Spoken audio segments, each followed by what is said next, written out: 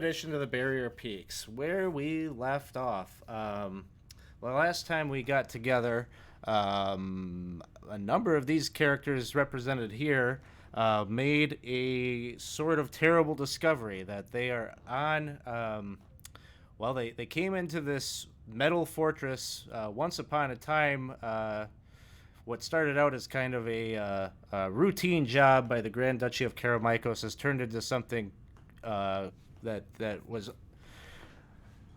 not predicted by them. In that this fortress is some sort of a spacefaring vessel of sorts, and it has activated, and it is returned to the skies.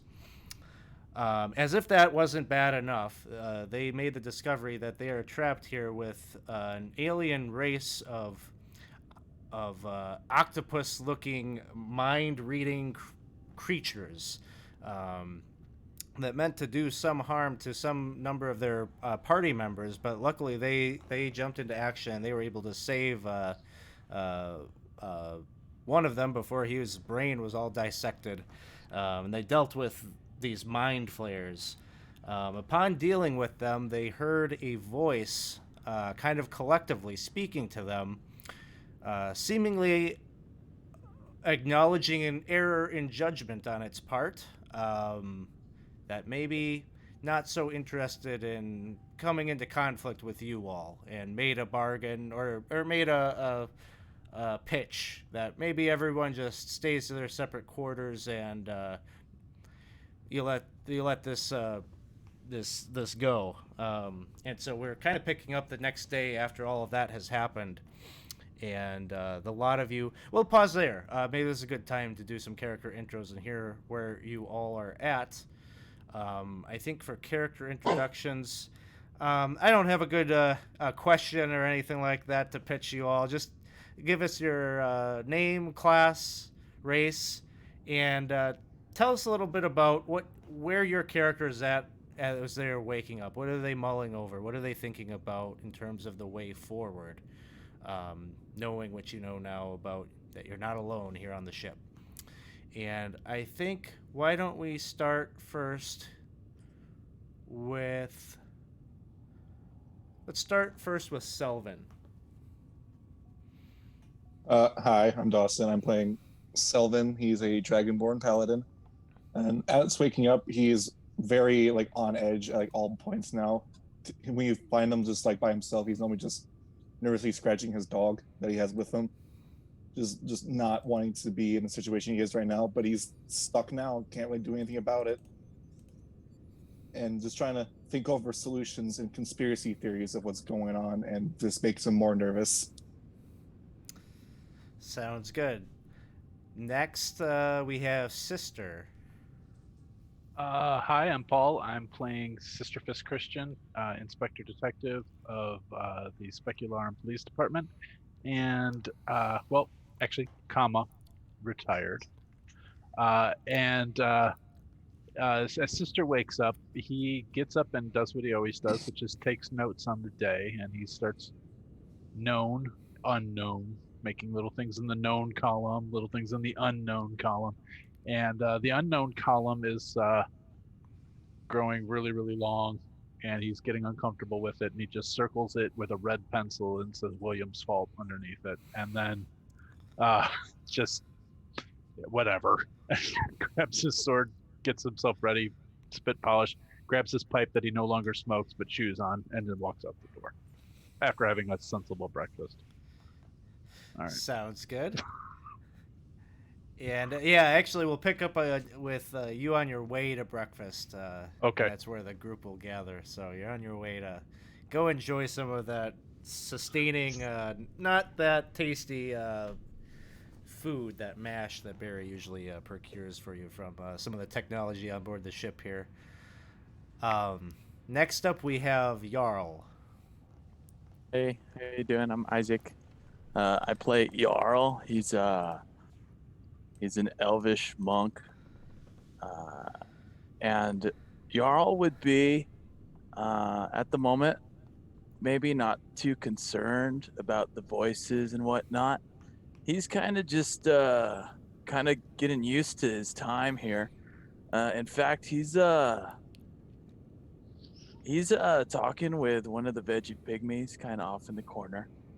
He's kind of has a handful of shoulder mushrooms, and he's kind of just eating them, looking up at the ceiling a bit, kind of laughing to himself, and kind of just reminiscing of times past. The better times. This is a situation Jarl has more or less found himself in before. Yeah. Yeah. Uh-huh. Sounds good. Although at that probably in those moments the veggie pygmy people were actually imaginary and not real. Yeah, they're not. It's not as. Yeah, they were there. I don't know. I don't know where they went. What? Next up we have Scenario. I'm Ed, and I'm playing Scenario Vulpes. Scenario is a bard of no small repute, a performer, and quite a skillful adventurer. And Scenario is very certain that there is a way out of this, and not too worried. And I'm sure the path forward will present itself. next up we have a newer member, Krusty, just joined us. I think this is your second session. Is that right, Cliff? Yeah, it is. I am playing Krusty Decay, a sixth level druid from of the Circle of Spores. Krusty, I don't believe experienced any of the voices. He must have been off on a different part of the ship at that time. And he's been rather disappointed in this ship because Circle of Spores. He wanted to be able to study some molds and fungus and stuff like that, and this ship is far too clean. The automatic cleaning systems must be taking care of any buildup of fungus or dirt and stuff. So he's rather disappointed in this ship. So he's looking forward to being able to get off of it and go elsewhere. Well, maybe you'll be in for a surprise here this morning when you arrive for breakfast, because you'll be able to finally meet the mold people. Oh, sounds great. And next up, we've got Butterbrickle. Mr. Butterbrickle. So, my name's Chris, and I'm playing Mr. Butterbrickle, who's a human rogue.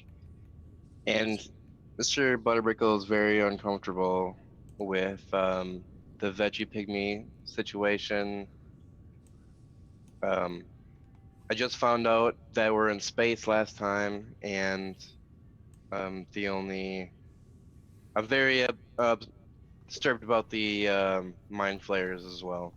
I feel like I thought I was in the game, and now I'm in uncharted waters, and I'm very nervous. So, Well, you all separately awake this morning in the private quarters, wherever they may be, that you have claimed for yourself upon this metal spacefaring rig, which Lucy the android refers to as the Ark. You've gotten kind of the sense at this point from listening to her that this at some point seems like it was some kind of a luxury cruise or some kind of a place of comfort for generating revenue and money. Many of the things aboard the ship seem to have high entertainment value or things to entertain passengers. And as you're waking in the morning, none of you had a good sleep the previous night. You were waking up, looking around. The aged furniture in your cabin is mostly made of rusted and patinaed metals that once were likely very aesthetically pleasing and gave off a sense of comfort, but now in their aged state, they just serve to instill you with a sort of hopelessness. and that is further accentuated by the horrors that you witnessed just the night before. Or in Krusty's case, I think you saw some horror from being one of the first to see one of the intellect devourers and how it nearly devoured poor William. And you've all been thinking a lot about those strange octopus creatures with the psionic abilities, and those thoughts give you very little to help cope with the anxiety that you now feel of this place and where the ship may be taking you, knowing that it is those creatures that seem to be directing its route through space. Your entire night was filled with moments of finally putting all of those thoughts and those fears to rest and maybe nodding off for a moment, only to awake moments later in a cold sweat as if somebody was in the room with you, watching you. You all had similar reactions perhaps to this, searching the closets, looking under the beds, even checking out into the corridors of the ship itself, revealing no one. You now, from that restless sleep, are walking yourselves down to the dining hall. As you make your way in, looking upon the long metal tables that once served meals to the crew of this ship, your expectations of seeing bowls laid out and utensils for you leaves you wondering when you don't see them. Normally, Barry, the dwarven chef from Glantry, normally takes it upon himself to very eagerly get things ready for you each and every morning. But you don't see any bowls laid out. And in fact, the whole hall is more or less quiet, except for a Jarl in the corner, seemingly engaged with a number of the mold people, the veggie pygmies. But one individual is present, and of course that is the metallic figure of Lucy, the android. Her eyes light up, quite literally, as you enter, and she stands to greet you all with a warm tone. And she says to you all, "Good morning." And you can see her facial expression here light up into a smile. And almost immediately upon her greeting, you start to notice that you're hearing other voices in the room. Though it is pretty empty and quiet, it's unmistakable that you hear these whispers all around you. "See my dead wife, take the dog for a walk, do the laundry. I hope Shiver is okay, we can't trust her. She's definitely working with the octopus people. Cut them all open." And as you're hearing all those whispers, Lucy doesn't seem to notice that as she is talking to you. And she says, "Oh, did you not sleep well? I can see it. It's all over your face." Scanning. And she kind of looks at you all one by one and she says, "No, you haven't gotten enough rest." I believe that is true. Normally, Scenario likes to have people watch him, but not perhaps while sleeping, and not when I cannot see people who are watching. I just know that they are there. It's the perhaps that bothers me. Like, you're unsure. I don't like it at all. It's not even a question. I'm not going to close the door on an avenue of performance. Wait, Lucy you guys hear it says- too? Yeah, totally heard it. Lucy says, "Jarl, you're disturbed as well?" Yeah. You know, I don't know if I've told a few of you, and I tell you all the time, Luce, I used to be a birdman, guys. And as he's like doing a mushroom full, like he's just shoving it in his mouth, and his eyes are like glazed over. Like, guys, some hag, they cursed me, and I'm pretty distressed about that, Luce. I'm having a rough time. I know, Jarl. I listen to you all the time when you tell me that. And I don't get me wrong. I don't get tired of hearing it. I'm always here for you because I am your friend, and I I want to know. help you with this. But as to your concerns Thank about you, being Liv. watched in the night, I think that this might be a result of that. Your friend Biggs, you know that she turned off all of the security and police robots.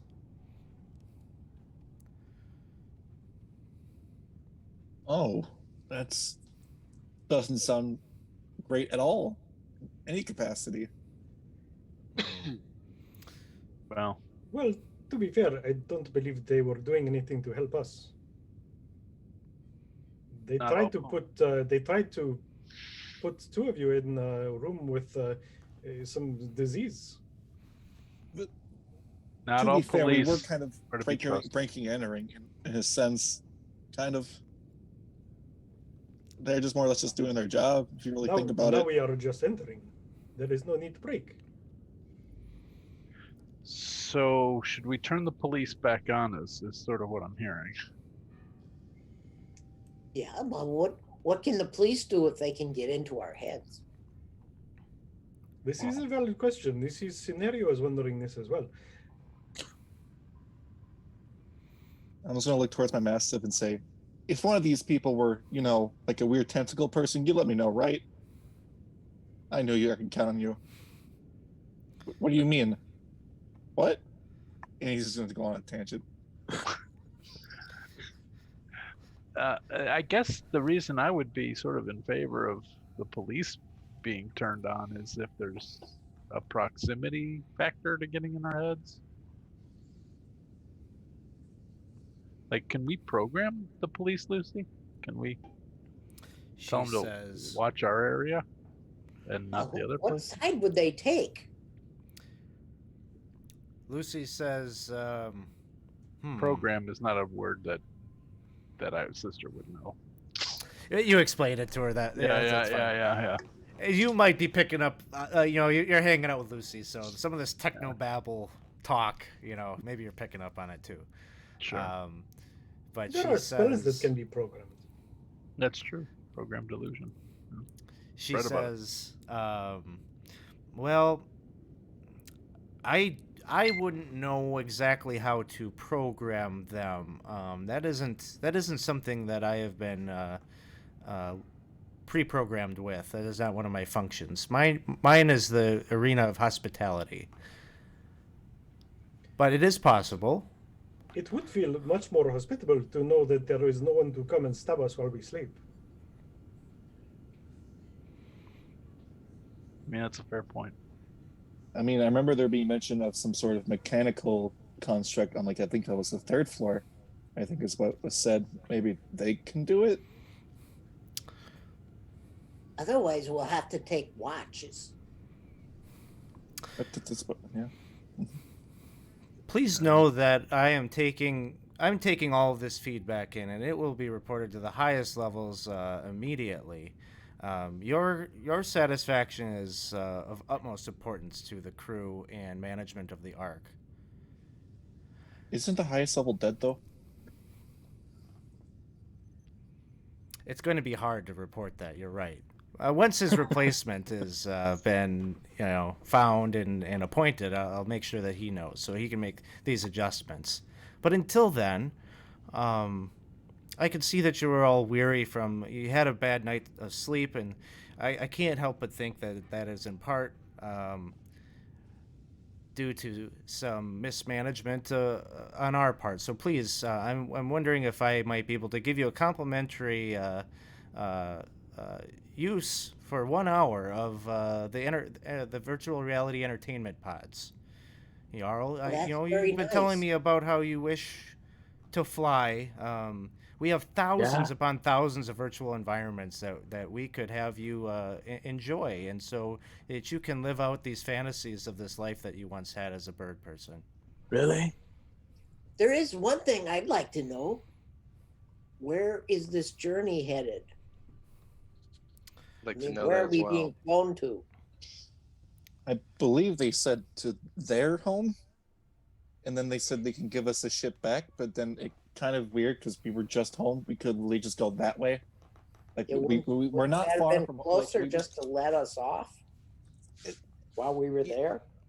yeah, but they kind of said no, and that our world's like gonna blow up or something, or it's just gonna die. I don't know.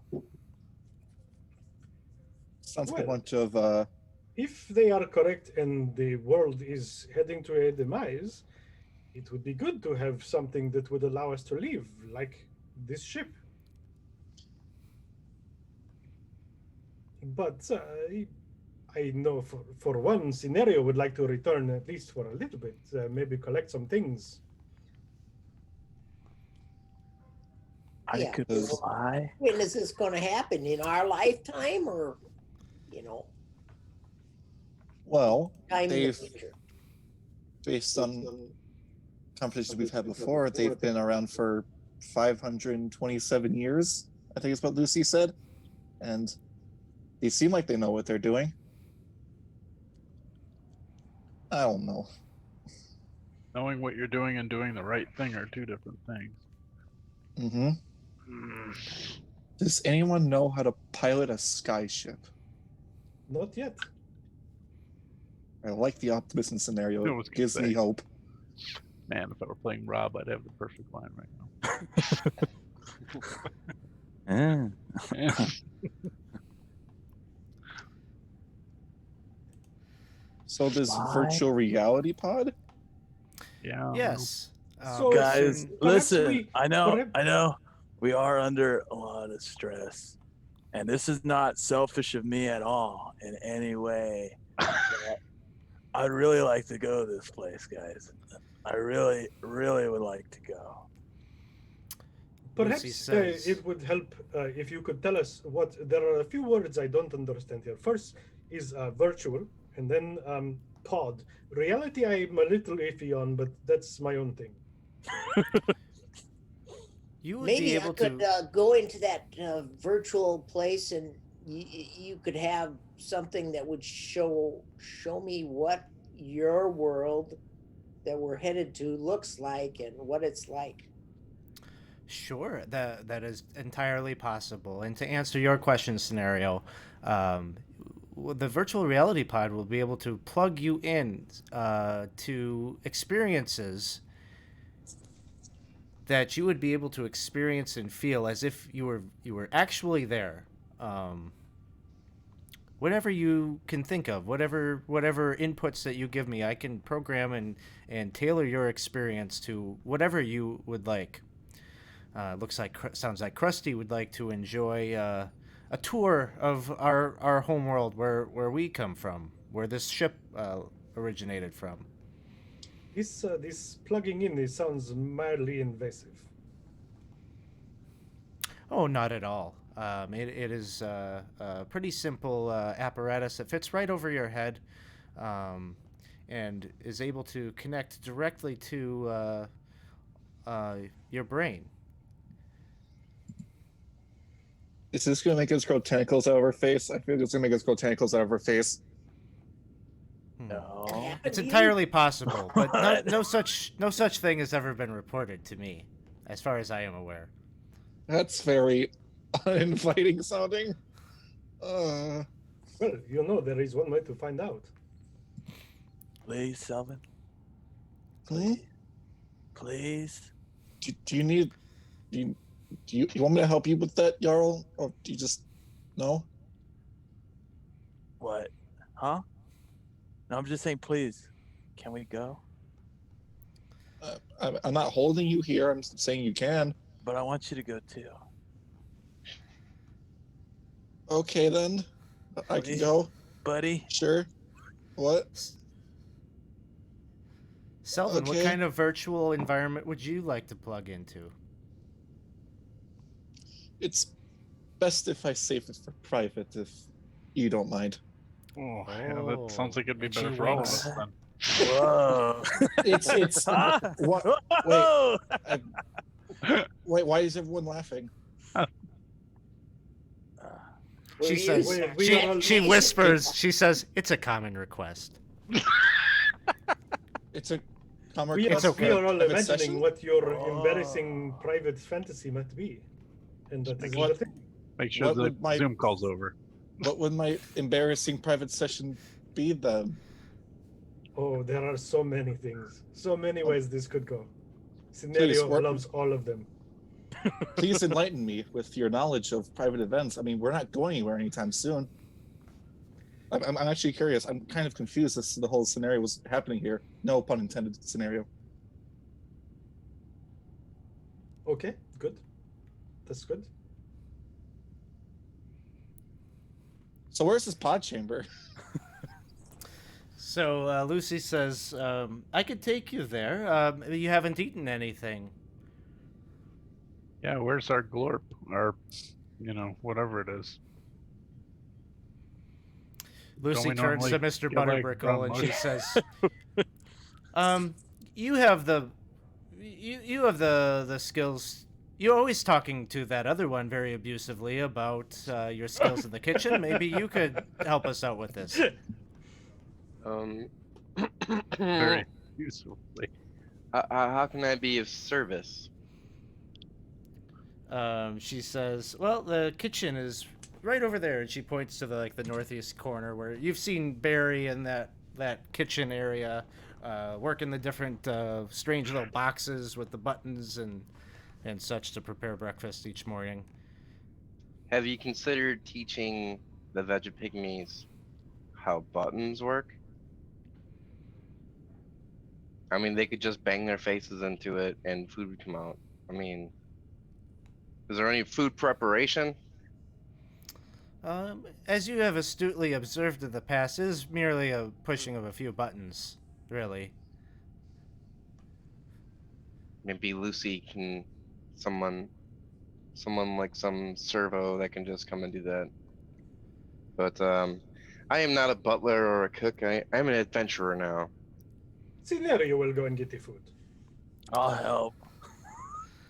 So, Scenario and Jarl, you kind of make your way beyond the dining hall, and you kind of peek your head there into that area, where you can see these tall bare countertops with a number of those boxes are present, and there's kind of a luminescence coming off a tall cylinder. Where a number of buttons are programmed. And this is the thing that you've seen kind of drop bowls and cups and things like that and pour stuff in.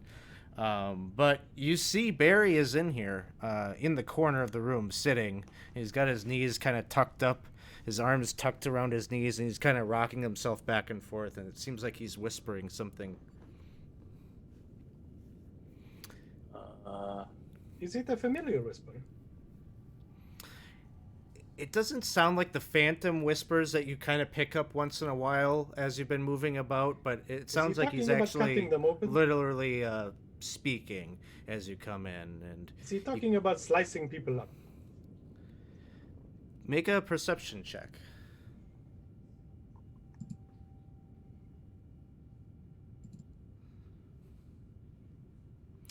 You go in, you kind of lean in, maybe not getting too close for fear that he might go haywire or whatnot again. And he's whispering and he's saying, peel the outer layer, cut in half, remove the stem, repeat. Peel the outer layer, cut in half, remove the stem, repeat. Okay. Well, let's get a big bucket and press some buttons. Barry, are you okay? He doesn't even look at you. He's not responding really. He's just rocking back and forth. He's gonna kind of go a little bit closer and kind of, dude. And then Can I start to Like he was play? in one of those virtual reality pods Whoa. without having to put the helmet on. Can I start to play my counter charm to see if Sure. it will affect him? Sure. Is that like it breaks like a charm effect or something like that? Yeah. It Okay. disrupts mind influencing effects. So, and Mr. Butterbrickle, you have some inspiration, it looks like, from Shady Bonsai. Thank you. So, Scenario, you do that, and he's kind of like, it seems like he stops muttering that craziness that he was just whispering, and he seems to kind of, it's the Barry that you remember. He seems to recognize you, and he says, "Oh my God, oh, oh no, I, oh my, okay, it's a kitchen. This is familiar. You're familiar. My mind went to a dark place." What So happened? I'm going to continue to play because this lasts until I stop. Okay, so as you're continuing to play, what is Scenario's premier instrument that he uses? He's playing the cittern, the magical one that he got, the instrument of Okay. the bards. And you can see him saying, "Oh, that feels nice. I had such headache last night. It hurt us so much. This feel good. Oh." And he's just like, kind of massaging his temple as he's taking in the melody that you're playing. Scenario will play for a bit and let you regain your senses. And Jarl, perhaps you can get the food together. He You'd says, see "Oh, Jarl. okay." He'd kind of just ask, where? As he's got quickly like moving bowl under, going very quickly. He's like, what? Where'd you go, dude? Like you drifted off or what? Oh, I don't know. I remember last night I go to bed. I was very tired and somewhat so ashamed of what I almost did to William. You see, and I couldn't sleep. I couldn't sleep, so I came out here. I was hoping maybe I get something to drink or something to calm my nerves, and I black out, and I hear terrible, terrible things. The voice tell me to cut into a young man's head over and over again. Oh, You were listening to them? Oh, Shouldn't listen Krusty, to you those. you go Sorry. up there and you enter into the room, and he says, "Oh, yes. Oh, I didn't listen. I didn't want to, but I could just feel I had no control." Oh, they took you over, huh? I guess I don't know. here, dude. You know, these and he'd hand him. He'd say, hold out your hand, dude. Okay, it's There you not a trick, go. is it? He's gonna no. Oh, what me? What? Oh. And he's gonna give him. He's gonna he's gonna give him a little bit of the shoulder mushrooms and go, here you go, dude. They seem to kind of give you a calm vibe, dude. It's no problem.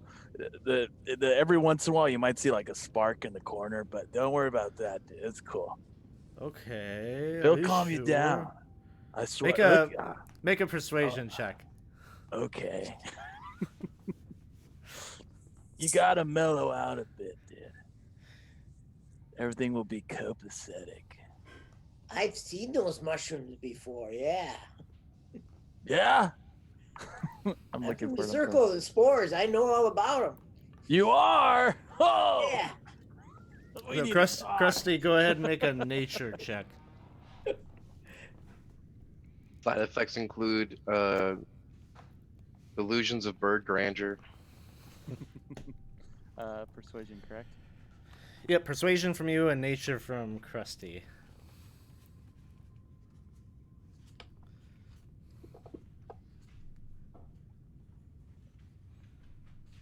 Okay. Krusty, you actually haven't seen any mushroom quite like this before. No type of fungus like this have you identified in your comings and goings in the world. And Jarl, you're kind of coming off a little strung out as you're waving this mushroom in front of him, and he says, "Oh, no thanks. I have one bad trip is enough. I think I will steer clear of this. Yes." Every Oh, trip's a journey, man. You gotta do it. No, please do not push this substance on me. I'm not okay. Give him back then, dude. It's all yours. You enjoy, but I'm going to follow the straight and narrow from now on. I'm gonna hand a bit to Krusty. Here you go, dude. Maybe we'll talk later. Whoa, Now, these look very familiar, but uh, mushrooms are very difficult to identify. So I maybe I am wrong. now, Yeah. Barry, you should take several deep breaths because my song will end soon, and hopefully you will stay clear. But you may need to focus. And as the song subsides, he starts to kind of like grip his head again. He's like, "Oh, I'm still here with you, but the pain it hurts so much. Uh, I just need to sleep this off." But he kind of scurries about the kitchen and helps Jarl the best he can to kind of get some food going for you all and some of that oily, hot beverage that seems to have kind of a caffeinating effect. You all enjoy what you may. It sustains you enough to continue on here. And Lucy, at some point, as we're taking the food out to everyone, I'm gonna cast Prestidigitation to make it all taste like a really hearty barley stew. Oh, okay. So you get a little flavor on that, so it helps to break up the monotony and the drudgery of eating this day in and day out. And Lucy comes in at some point as you are finishing up, and she says, "Well, it looks like you have all taken your fill. If you're ready, I can take you to the recreation area." Uh-huh. Who made breakfast so spicy? Oh. It's really good. Oh, scenario flavored it a little bit. It was really good. Oh, And I would kind of look over to Mr. Butterbrickle and kind of see what his opinion, his opinion of the meal. Barry really, and he helped quite a bit too. How is this served in a bucket? They're like little bowls, Little like kind bowls, of okay. ceramic bowls that seem to be like maybe created or generated by the machine that drops them out. All right. So yeah, I just look at them with disdain 'cause I'm sick of like forcing myself to eat it.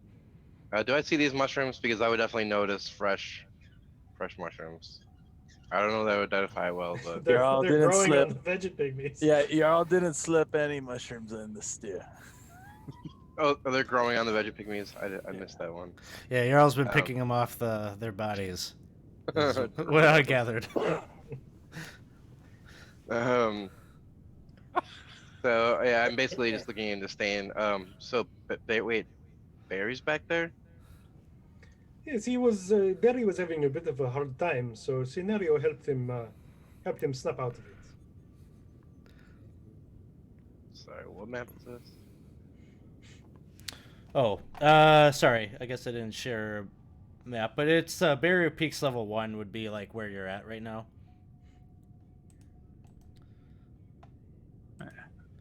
Here, I'll pop it up for you. But you're just in that dining hall where we typically start the sessions. So I do want to walk by Barry, because I'm kind of looking around for Barry after I.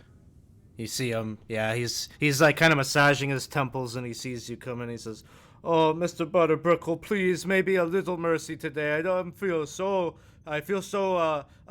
bad in my head." Oh, I'm sorry, Barry. I came to see how your hand is doing. Oh, my hand. I guess it's a little sore. Okay, that's well. You have to watch out for that. Like I don't know, is it bandaged? Like, am I noticing any bandage, or is it like? Yeah, I'm trying to remember what was there some kind of wound? You shot him, right? Is that what it was? I It was put an arrow into an his arrow? hand. Yeah, and it seems like he didn't even notice that. Like the pain from this headache is so intense that he's like, there is a wound there. It seemed, I don't know. I imagine like somebody probably bandaged it up for him, at the conclusion of the last one. And he said, "Oh, yeah, it's real sore. I don't know. I don't remember that. It must have been when they took me." Oh, Barry. Well, we'll have to talk about that someday. But maybe you should be pressing buttons with the other hand just to rest it. Are you eating too much of this? Maybe that's what's affecting your head. Uh, Oh, I maybe. noticed the smell of all the flavors in the room. Yeah, it don't smell very good in here. The stuff don't taste good. Uh, Yeah, but but he somebody was like has to that do it. before he even ate anything. All right. Can I kind of like see if I can get Barry to come up and have maybe Selvin or somebody look at him? I don't know if that ain't gonna really help him. He probably just has like a hangover from being mind boned. I mean, I can take a look at him. I'm not really versed in medicine. I'm more of a You just divine take the. type of sensories. I can take a look, I guess. All right. Well, I'm not gonna do anything. Just note that I gave a shit about Barry once. Yarla's Mark mouth that is down just on your wide sheet. open. I have a herbalism kit, and maybe I could brew him up some medicinal tea or something. Okay. There's definitely mechanisms in here to dispense water, and you'll be able to heat that up. Go ahead and give me a d20 roll. You'll add proficiency bonus plus, let's say, intelligence to that.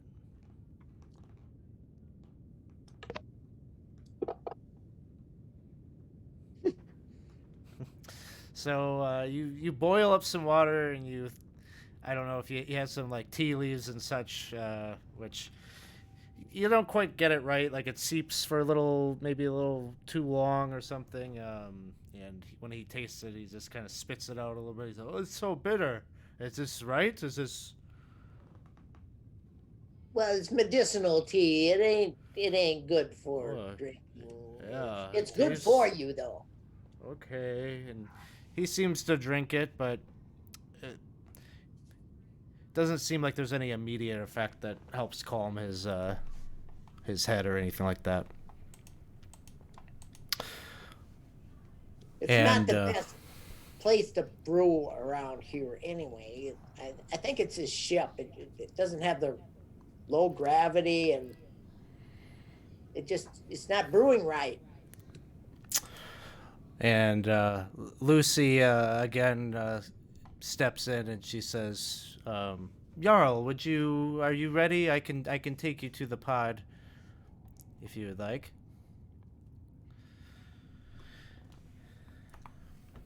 And Yeah. so Hard she time. leads you down the hall to a large room that once upon a time the group had discovered at one point.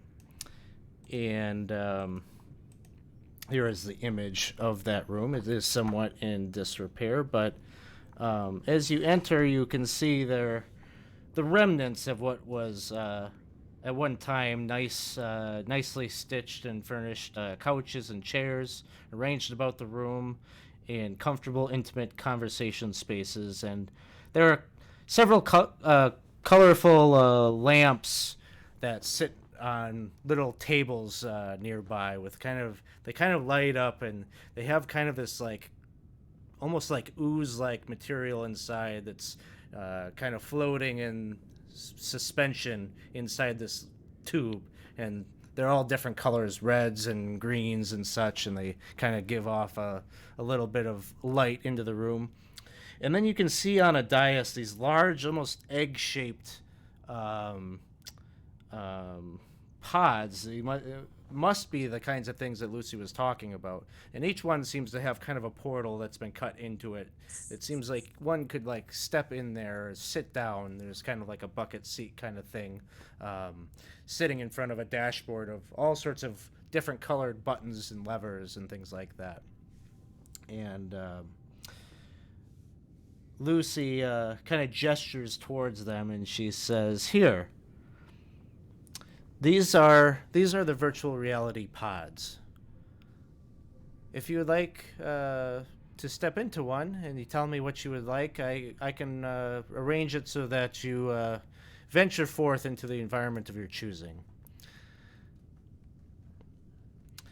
And so sounds like Jarl is interested in stepping Jarl into would one of be them, a- and yeah, Krusty yeah. is interested. Definitely. Yeah. And who else might step up? There's enough for all of you, should you choose. And Scenario will give this a try. Yeah, I'll do it. And Selvin and Sister. What do you think, sister? Should we?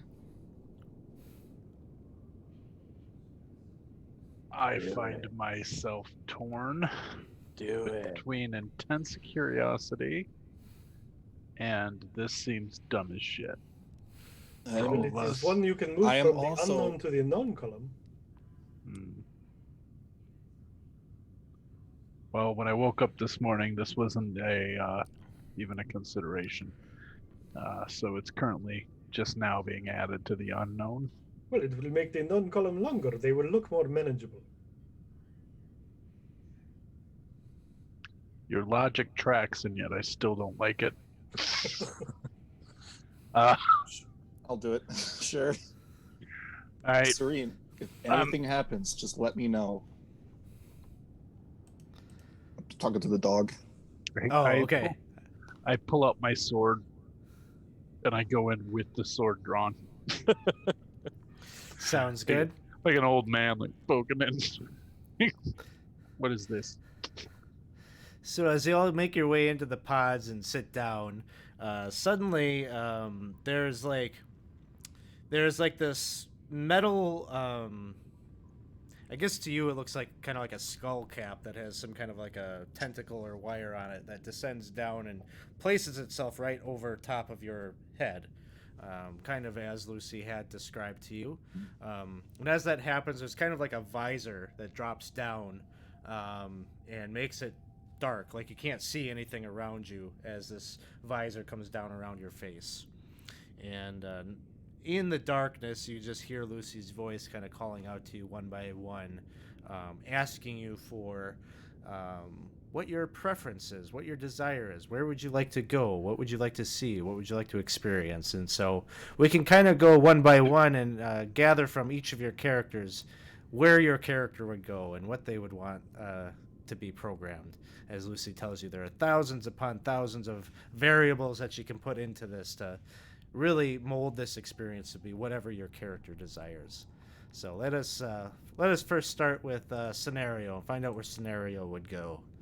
Scenario would like to go to a huge theater full of adoring fans and would like to perform for the masses.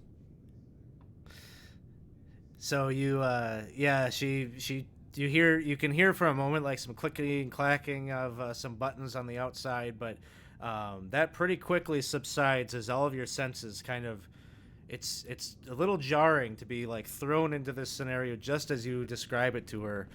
You can feel it's like an outdoor theater, and you can feel the breeze, a summer day. The stands are full of people, all classes of life, the upper class, the nobility, all the way down to those that are standing just on the floor before the stage with their children and such, screaming out your name as you're performing any number of ballads that you've been kind of kicking around in your head. Krusty, where would you go? I would like to go to the home world of this ship and experience the nature and fauna on that world.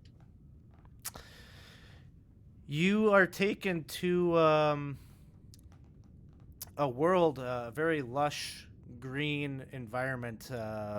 You're experiencing kind of a strong humidity, and a lot of like kind of jungle vegetation, and the sensory sounds of all numbers of wildlife and birds calling out from the various levels of the canopy above. And you see creatures, not unlike some of the things that maybe your character hasn't played in any of the sessions where you experienced. There is a jungle biome here on the ship that it seems like the crew actually transplanted with them inside the ship. But you see different apes and gorillas and primates like that. You see lots of different plants that almost seem like they can move and walk about. And yeah, you start to take in. It's all things that look remarkably like wildlife and plants from your world, but with maybe little twists on them. Like maybe they're just a little bit larger, or some of these plants seem like they make noise and talk themselves, and so similarities, but then there's always like a twist to each of them. Like the apes maybe have 5 arms versus 4. Just small twists or tweaks that make them a little bit different, or just a little bit alien from the things you're familiar with. And how about Mr. Butterbrickle? Where would you be going? So, I want to go to like a ballroom scenario, and I want like pirates to take over, and I want to like just rip my tux off and like start fighting them. Okay, so you're kind of, it starts off with like the monotony of one of the many balls or parties that you had to cater and work at, but then all of a sudden the adventuring life comes crashing in, and you join in and start swashbuckling with a lot of them. Hell yeah. Selvin, how about you? Could you make a camp it's in the green field. It's a starry night sky as well. There's about 30 different individuals, all similar race to me, but of variety of colors. There's a campfire in the center of it, and there's a boar over it, like on a spit. There's a much larger individual there, very muscular and bigger than I, but more of my facial features. And at his side is a woman with horns similar to mine, and the same color eyes, and they're all laughing and singing together. So go to sort of a scene of camaraderie and beauty from maybe a simpler time in your past. Mm-hmm. And sister, how about you?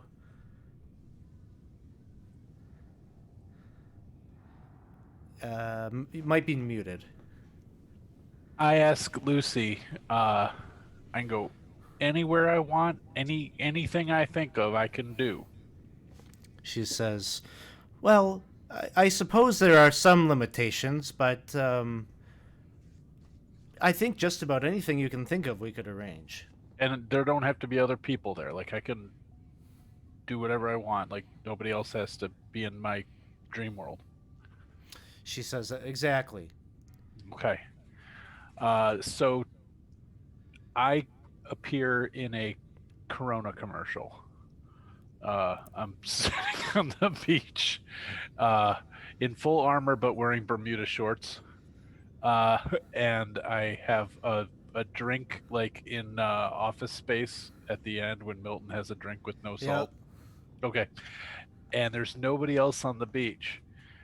And then all of a sudden William appears and I go, God damn it! But obviously I still wanted him to be there. So subconsciously I pull William into the dream. All right.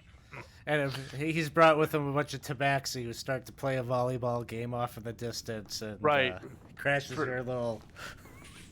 For no reason wearing ridiculous bikinis. Yeah, that's that's happening in the and God, William. And I said no salt. Anyway. No salt on the margarita. I'll burn this beach to the ground. Anyway. So Kogo is in the audience. Just bought you all a point of inspiration. Hey, thanks, Kogo. I think for Paul, you might have stepped away before, but I think you got a point from Shady earlier too. Thanks, Shady. Appreciate it. And Jarl, I think we've kind of got it, but describe to us this as Lucy's programming you up to be soaring through the skies as a bird person.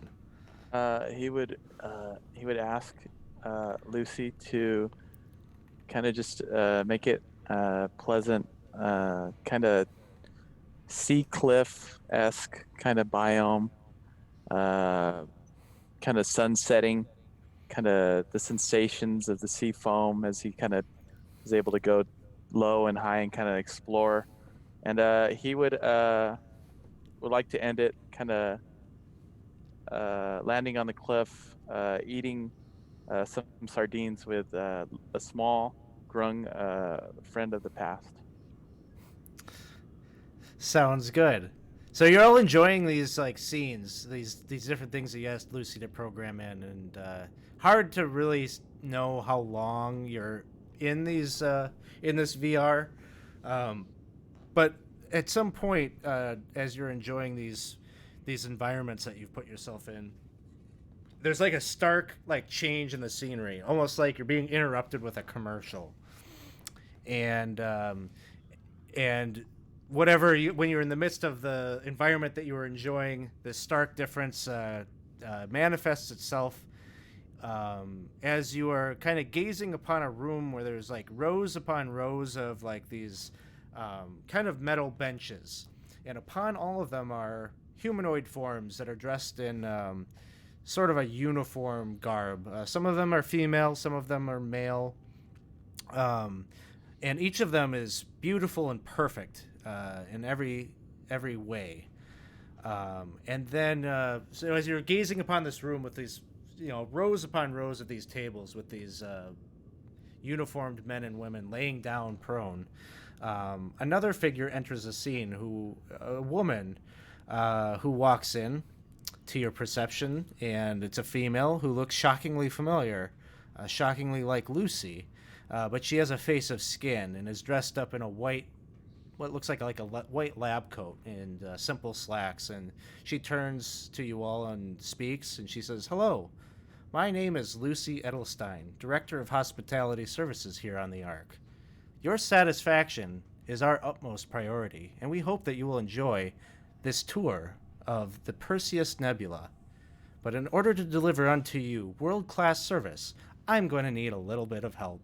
And she goes over to one of the benches where this female is laying down. She kind of taps it on the shoulder, and it sits upright. And it looks identical to Lucy. And the two of them kind of look at each other and smile. And the fleshy humanoid woman grabs her hand and lifts, kind of to help her off of the table. And the woman turns to look at you all again, and she says, "Your eyes do not betray you. This is an example of the state-of-the-art technology that we here at the Ark have at your disposal. New from Invictus Technologies, the Phoenix 66 android is here to help you with whatever you need to make your vacation one for the ages. This spitting image of myself is at your disposal to assist in any way she can. And the best part of it all is that the Phoenix 66 receives updates every morning to allow her to acquire additional skills and knowledge to best facilitate your vacation."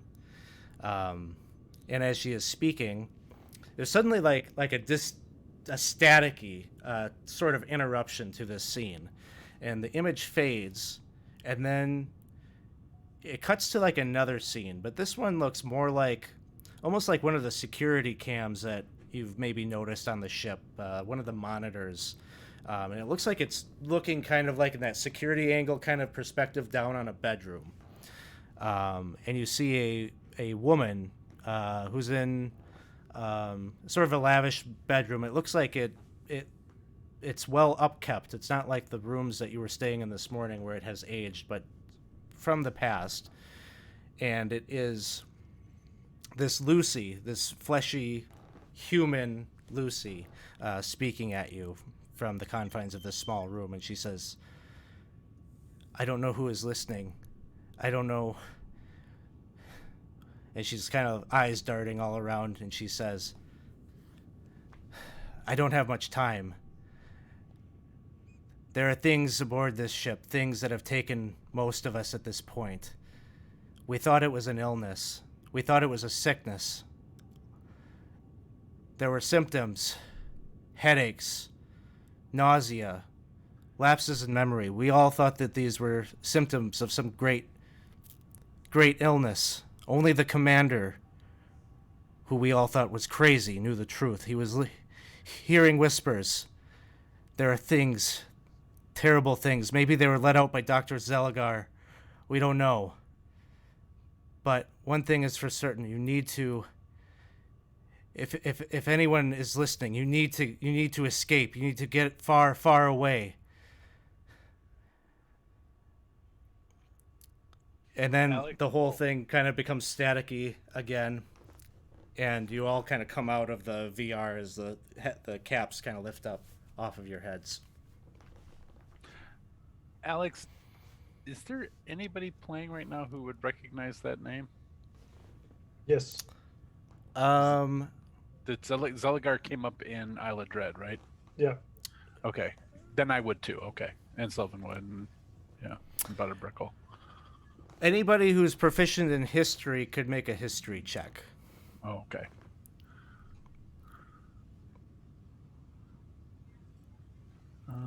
I don't even know if I am. I'm not. Never mind. Just have the bardic knowledge.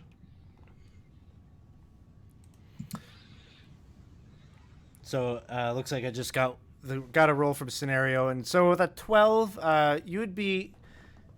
Zeligar is a known name in the Borderlands, but sort of a mythical nature. It's come up many times, though. We heard it when we were seeking a way through to the barrier peaks.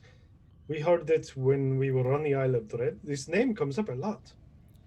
Yeah, so with a 12, what you would know is that he lived in the region of the Borderlands some time ago.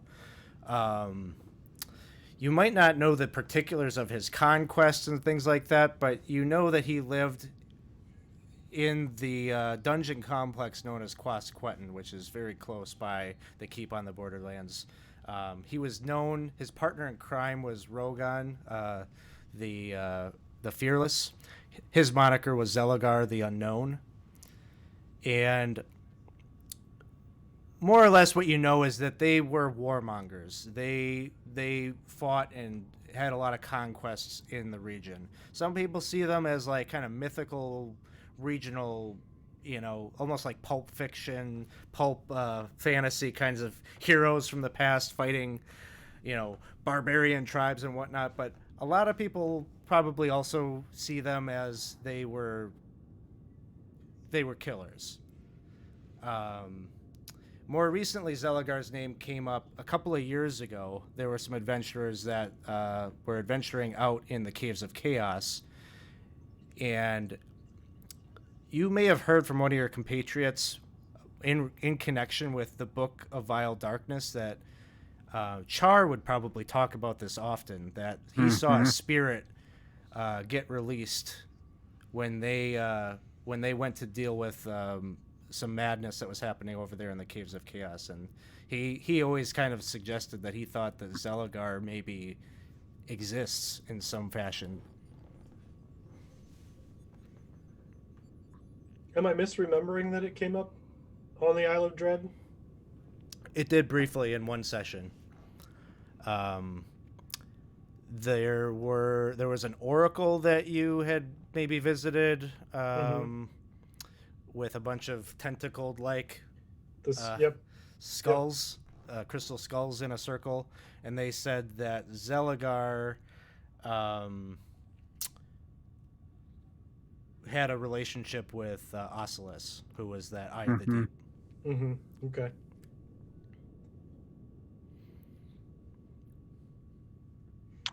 Man, this Zeligar name. I should probably take some time to learn something about him. Now, Lucy, I did not ask for the creepy story about the sickness. That was not part of the fantasy. Lucy says, I was not aware of that recording. That was Dr. Edelstein.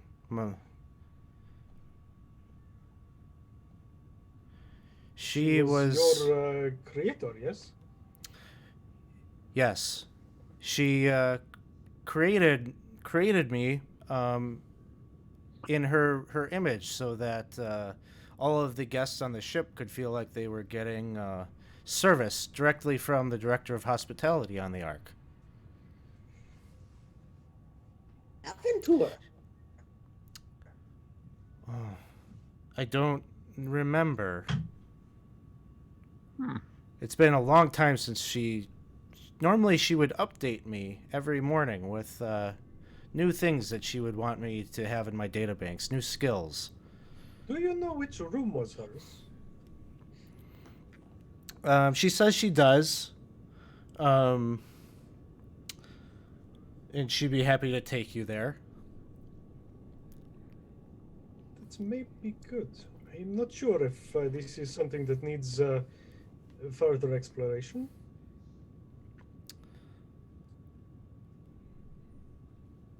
And she takes you to another room on the first level of the ship. Doesn't look much different. Maybe it's like a little bit bigger than the rooms that you've been staying in, but for the most part, it's like a small kind of love seat like seating area, desk, metal desk and chair, bed in a armoire of some kind of built from like a dark wood, but fairly nondescript. And you do see that there is a skeleton in here, wearing clothing that would look pretty reminiscent of what she was wearing in that video that you just watched. And she's laying out on the bed. Seems like she has not been alive for some time. I'll do a divine sense of the room. You don't pick up on any undead or lingering spirits like you had in some of the other rooms. I will do a mundane sense of the room and give it a look over. Give me an investigation check. Okay. Rolls nines. As you're kind of mulling about the room, one of the things that you will discover is near her on the bed is kind of a small crystalline like vial that seems to be in her hands.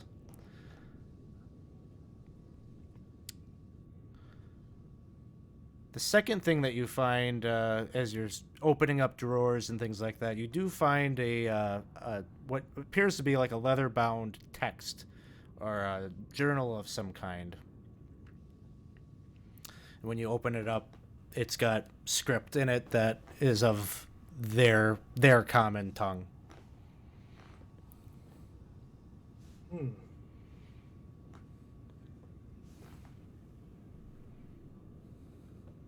Well, it might be good to have this, have Lucy translate this for us, but I imagine it will tell us that there are tentacle-headed people who get in your mind and make you do things.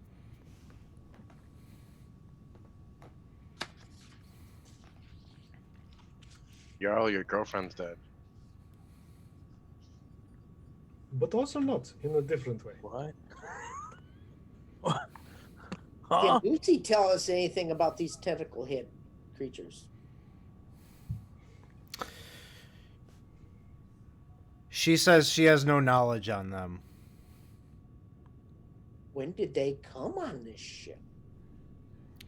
She says she has no knowledge of them. Oh, so you don't know when they appeared here. Or that they're here. Sounds like. Or that they're even here. Well, have knowledge of, you went with us when we saw them just so recently. Do you know, do you recall that? Yeah. I mean, like she knows whatever you know, but if okay. you're asking her like are they native to her planet? When did they come on board? Like, no historical record of any of that. And Alex, a quick question. I know you mentioned that we were hearing kind of voices. Was that only while we were kind of sleeping, or are we still constantly hearing voices Once now? in a while, like it'll kind of subside, but it'll come back, and so you're all kind of experiencing that in and out. What did you say to me? Oh,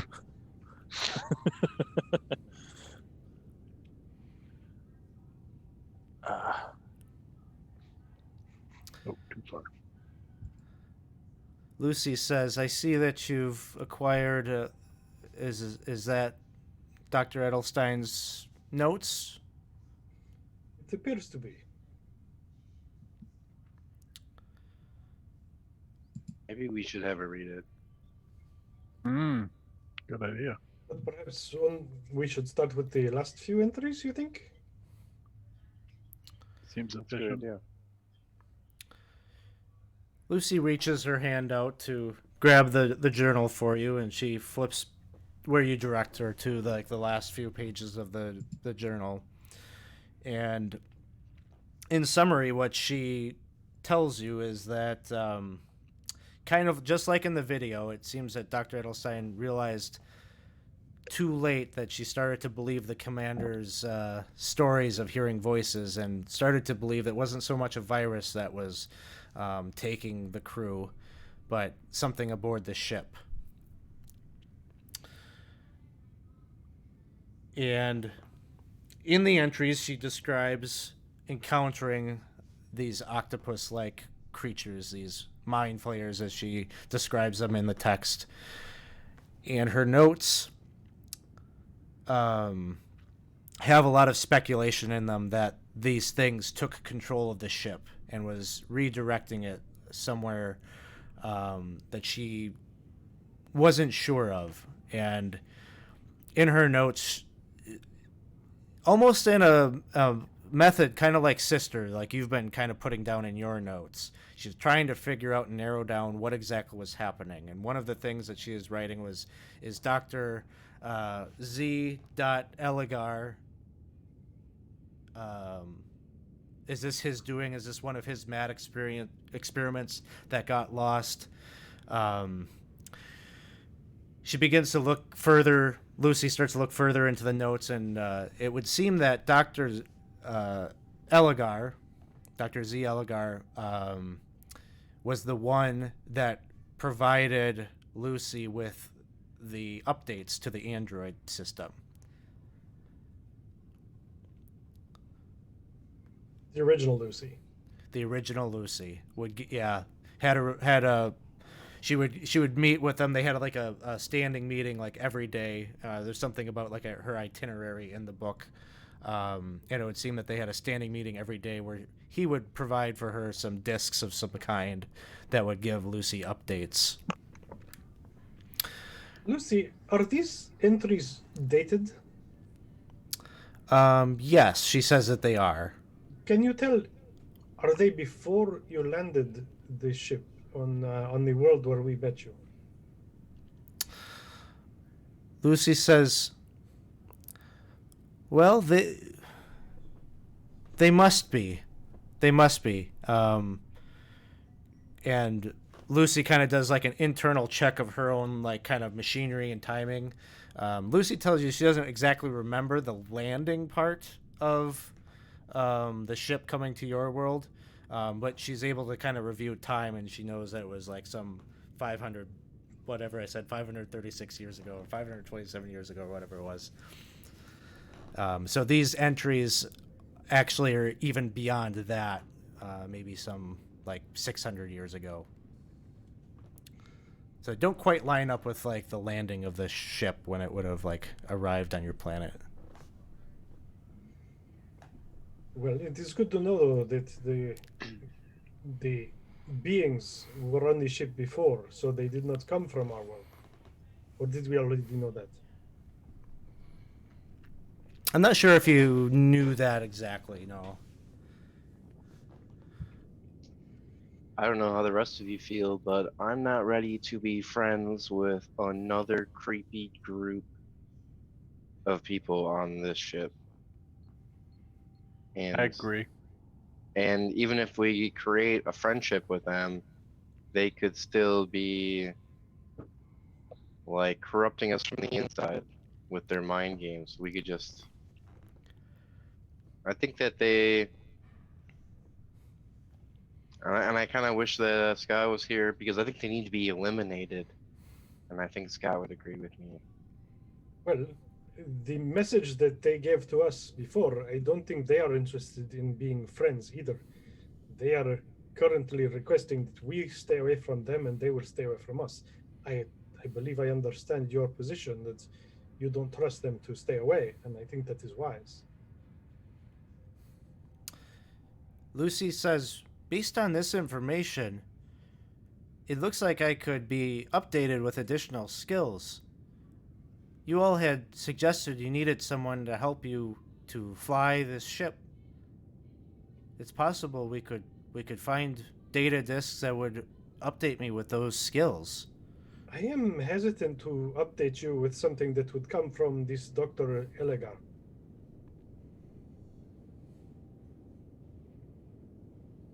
Yeah, I agree, Lucy. We need you to stay Lucy. We can't risk any changes to you.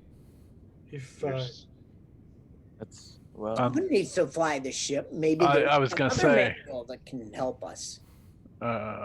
Any of us going to be able to learn how to fly this ship though? And do I think I'm counting that we don't trust our co whatever travelers on this ship to really get us back home afterwards. I don't know that we have a lot of choice here. We can maybe wait. they have essentially told us that they will not help us, but they will let us take the ship. Right. But how do we get it home? Lucy, could the pods we were just in be used to teach someone to fly? like this.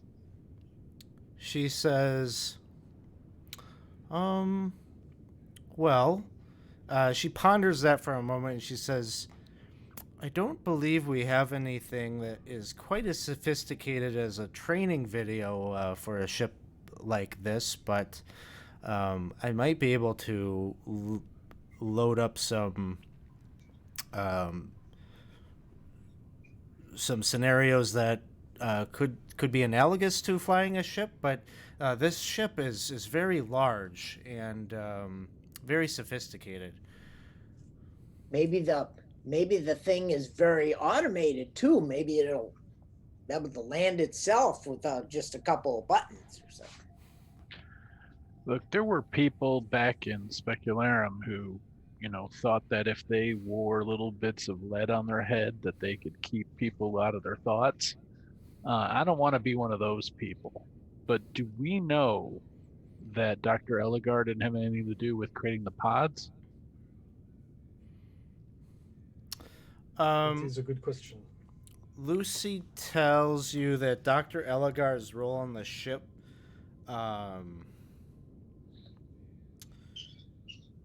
she would tell you that the pods would have been like manufactured by a company on called Invictus Technologies from their planet. Dr. Elegar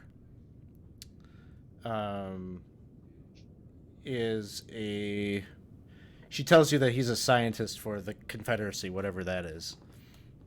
And Dr. Edelstein? She says Dr. Edelstein also works for the Confederacy. Interesting.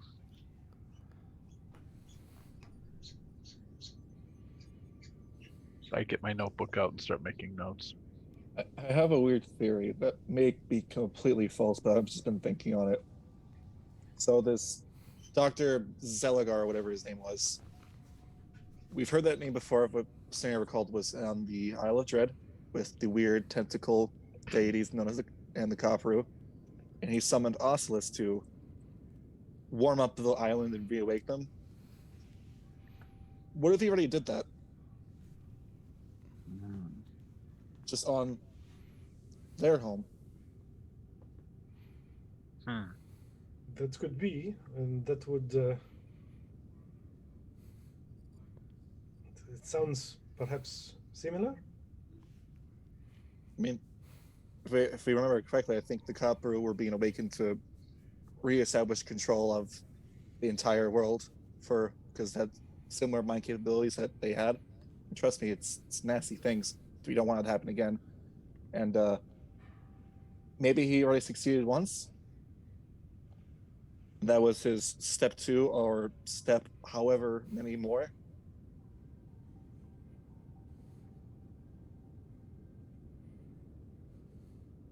That kind of tracks, Sullivan. It's all in the headband. The question then is, what is the outcome from this? If that is true? How is that information useful? I mean, look what we're in right now. We're in a flying ship. And when you conquer a place, what could you use your place for? Maybe some sort of resource, trade, expanding. I don't know. This is all coming from the headband. I would never think of this on my own. Warned is forearmed either way, if we think about it that way. What if the weird ball in the sky in our home was also connected to this in some way?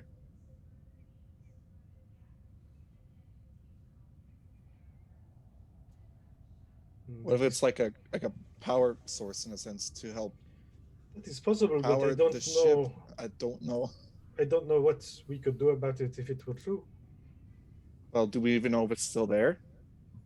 We are not there, so no. Should have asked my horse before my horse got blown up. It's a lost opportunity. Yeah.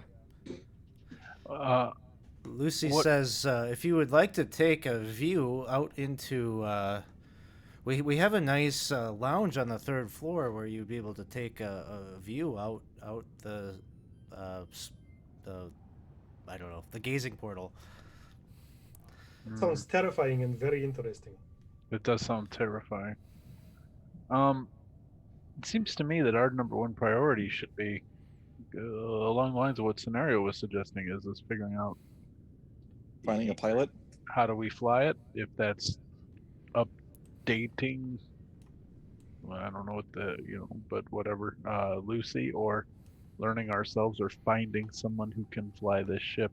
We do Right. probably What need if- to do that. Luce, if do you we- think? Go ahead, Yarley. I'm sorry. No problem, dude. I was just gonna say, Luce, what if we find maybe? Do you think maybe one of the other bot guys might be able to be updated instead of you? She says it would have to be a Phoenix 66 Android model to take the same type of discs.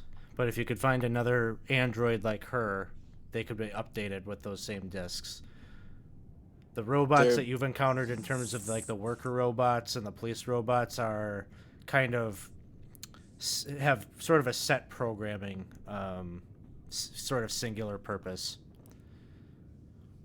There was mention of like a maintenance area on this ship. Maybe there's one that's in disrepair. That could take it.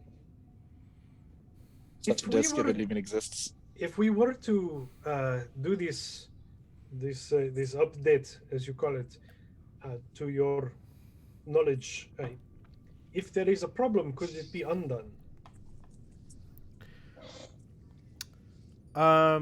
Yeah, she says that happens from time to time. That it's even happened with her where she's had an update where there was an error or something and they had to roll her back to an earlier version. It all sounds sort of complicated when she explains it, but you get the gist of what she is saying, that it is possible to do what you suggest. But she tells you that all of the updating happens in a particular area on the 7th level of the ship, where all of the androids are programmed. What level are we on? 1. You're on 1. And that would mean going down to the levels All the where we way have down. been forbidden to go.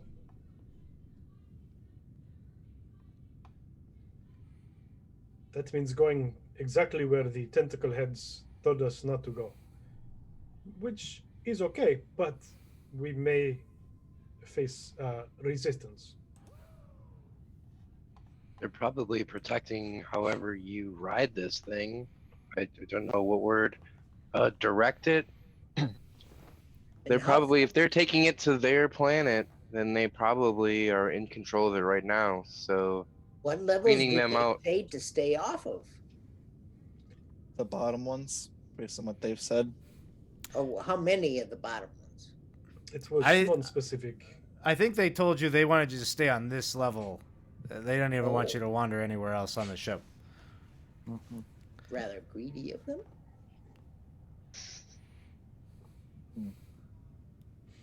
I think we should kill them all on the way we should just try to get to wherever the location where we would be in control. And I assume that that's where they'll be. And maybe some of these veggie pygmies can be convinced to be useful instead of literally just collect here and eat food all day. To be fair, they're a bunch of plants. They don't do much. They don't need much. They are not remarkably capable. They would not be very valuable as allies in combat. They'd more be served as, like when the first set of recruits go out and they're not trained properly, so these get absolutely demolished. It's kind of like that. It's probably what that would be like. Oh, that's good. We'll know where the enemy is. Anybody Maybe I know don't how think that many we of need to these defend enemies potted we have? plants. It's Anybody know how many there are? No. I know that rushing water kills them. So, like, you're right. They're really not it going to really be does. effective. It really does. What kills them? Well, we have Tidal a wave. guy in the ship named Char, and he does this water down the hallway trick, and then everybody just dies. Oh, I'm not up for such tactics, but an idea could be just tickle my idea here for a second. It's probably terrible, and I would probably never do it myself, but this place has running parts. Someone has to go fix them when they break. And unlike us, they know what they're doing. What if we just break one part? They still have their mechanics, probably one of their least capable to do it. And I sound terrible saying that. Take them hostage. Have them tell us what they know. Guess we could ask Lucy what's something we can break that wouldn't actually kill us all. It would be required to be repaired. This. You're suggesting breaking something Sabotage. to get the illithid to come out? Yep. That's what Sal was proposing. Okay. Well, she will tell you that you're currently up in kind of this is the hospitality area, so none of like the heavy like essential stuff of the ship is up here. So you break something up here. Are the illithid We are the only going ones to who care? Yeah. we'd For only that be kind of, making it bad for ourselves. They wouldn't. she says, the types of things that you're talking about, you'd probably have to go to at least the Between the sixth and yes. seventh floor. I guess we're gonna be. Trust me, where was that other one that had like the one arm? Where did that one go? That turned into a cat. Oh, That would have been on the third floor. In that little stasis cage. Yeah, where did that little kitty cat go? I Yeah, put it stasis somewhere. cage. I put it somewhere safe. It is on the third floor. We could go there. It is possible that they have released him. Interesting to actually find that out. Yeah, it would be interesting. Honestly. Because maybe they're not that. Maybe they're only. Maybe they don't We're care going up about to the the- home. Yeah, let's see how deep we can go before we get resistance. It's just like put Barry on a rope and just lower him down every level. Wait a second. Let's not put Barry into this now. He's just a chef, Butterbrickle. Yeah, let's get William. Well, So your plan, you want to go down to the third level and see if Kitty Cat is still in the stasis cage? Yes, I think so. Okay. So the first thing that you'll all do is you'll jump in one of those drop tubes with the gravity and push yourself down and kind of navigate to the second floor where you'll navigate across the tween deck to the large hole that was likely created by a frog moth at some point in the past, and jump on down to the third level where there is still a stasis cage there and still a cat frozen there in stasis in the cage. But as you're all coming down onto the third floor, making your way down the hole, A wet, slimy voice slithers into your mind. Even though you can't see who's speaking, you hear them as clearly as if they were standing right behind you with their lips just inches away from your ear. So, you've decided to forge your own path. We are disappointed, but the games we shall play shall help us pass the time until we reach our destination.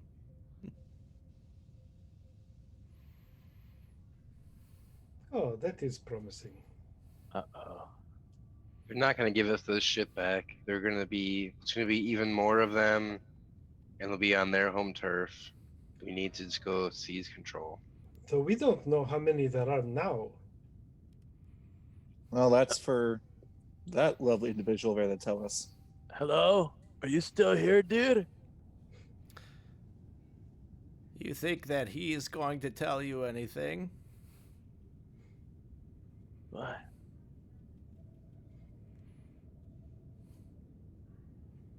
Most likely. Yeah.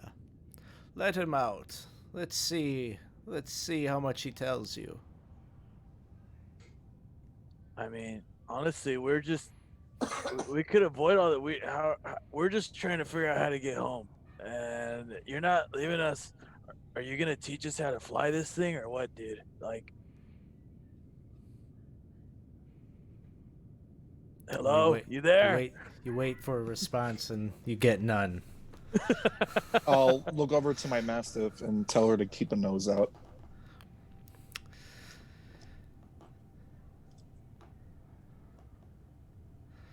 Suddenly, your massive his head kind of jolts upwards, and he's looking at the ceiling. I throw a javelin. You throw. Go ahead and make an attack roll. I gotta use these javelins somehow. I've never used them. It's my first time throwing a javelin in the entire campaign. There we go. Perfect. Okay. You throw a javelin up, and it just kind of hits the metal ceiling, and it makes maybe a superficial indentation there, and then drops down to the ground.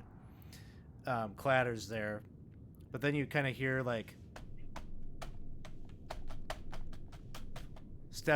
footsteps along the metal above your head. Is it a similar pitter-patter to what we've been hearing in the fence? Yeah, you've heard noises like this from time to time. Okay. Past couple of days. Jarl, come here. I have a gift for you. I'm And, coming. I'm going to cast Fly on Jarl. Wow. Live your bird fantasies and be mobile.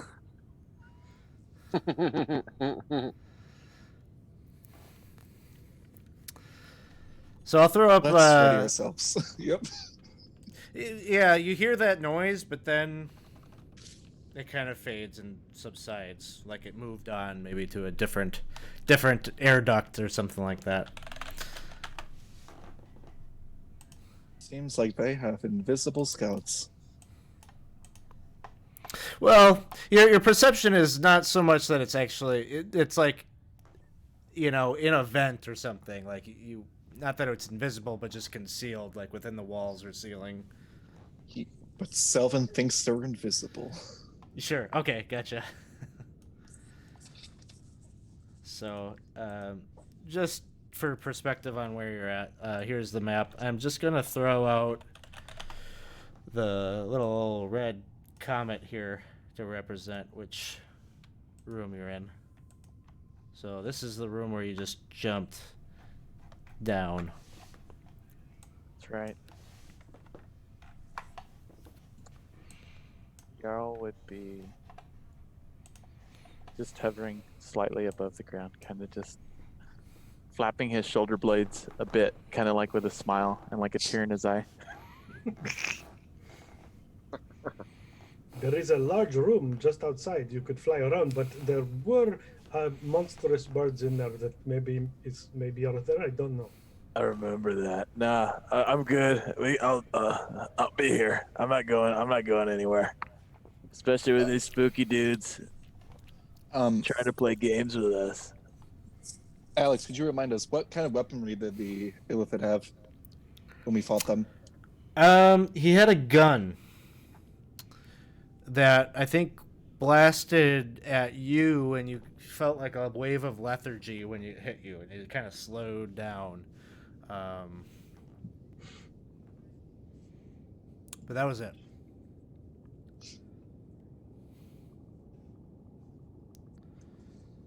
Well, did anyone happen to see the other gun that this lovely individual have, or is it back in the theater? Didn't we get one of those guns? It was just empty, but if we could I find think, another Krusty, battery pack. Krusty, you picked it up, I thought.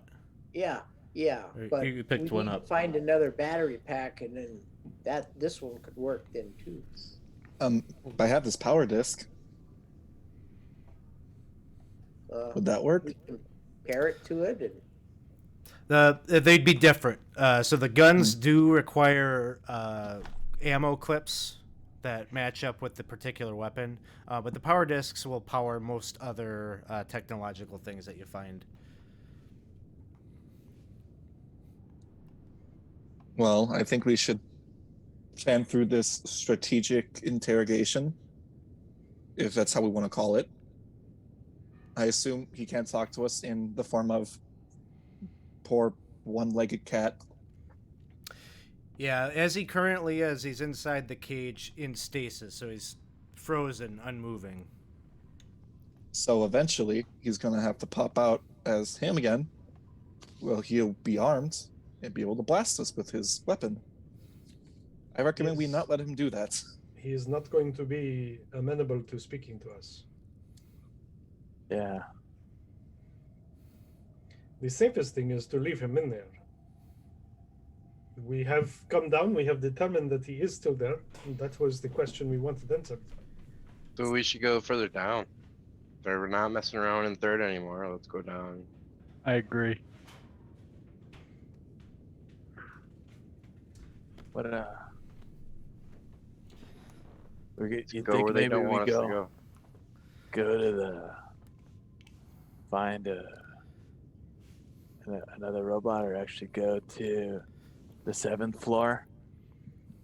I don't want to go walking into the enemy stronghold if that's what you're referring to, but I think we're going to have to eventually.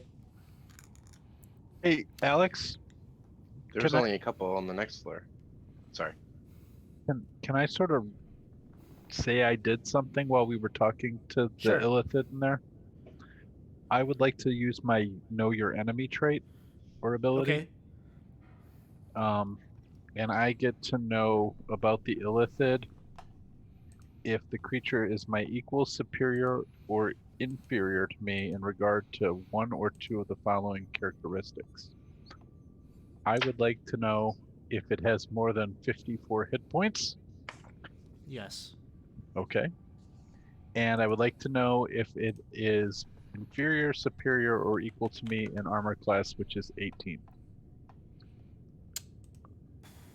Inferior. Thank you. That probably was totally useless, but I wanted to use the feature. I've literally never You had did it. anyone use that Yeah. in one of my games before, so that's the first. Yeah. It's actually All pretty good. I actually like it. Yeah. When do you get a minute to study something you're going to fight? But Well, not in a community campaign, but I thought in this case, well, we just studied an Illithid for a minute. I might as well know a couple things about him. So, all right. so we went down to what level now? We're in 3rd level. You're on the Third third level. currently. Yeah. Okay, now I have that gun, and with an empty clip, I would like to cast locate object to see if I can locate another full clip yes. of. Like I know where it is. Let me take a flip through here. An ammo crate. An And ammo that's how crate. you break the DM. That's it. Yeah, We're gonna need a Yeah. bio break. I Giant. don't know. Yeah, giant actually, you know ass what? book. That's what's happening. We're doing a bio break right now. Figure out where this is. I'm going to be really entertained if it's in one of the boxes in this room. What's Yeah. in the box? That'd be too much of a cop out. All right, we're gonna take a quick 5-minute here so I can do a quick little flip through. Flip Thanks, through all everybody. 350 pages. Yeah. This was an index.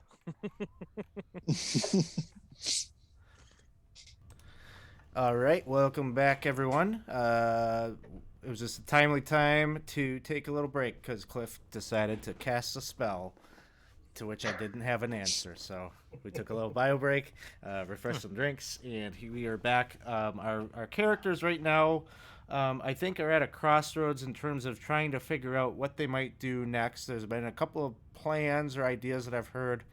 One of the plans could be going down to the 7th level to try to find some discs to update Lucy to potentially take control of the ship.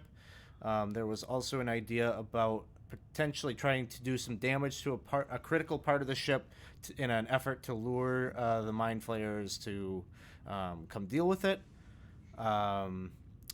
And I think those were like kind of the main two things. The third idea was to go and try to find an android somewhere that instead of using Lucy, but use a different android to load this information into. So those were kind of 3 ideas. And then Krusty, as we were ending, we just took the break. Krusty had cast a locate object spell to try to identify where he might be able to procure a clip for the Needler pistol that he has. And so I've drawn a line there suggesting that you feel that there is a clip somewhere close by on this level, in fact. And that arrow is kind of pointing in the direction of where you think that you might be able to find that. Kind of across the way. I'm going to actually just open this entire middle part up so you can kind of see. There is a catwalk, essentially, that wraps around this entire... the observatory, I guess, section of the deck here, where people could have gone and looked at the garden area here. So let's do that. So, as we're coming back, what would you all like to do?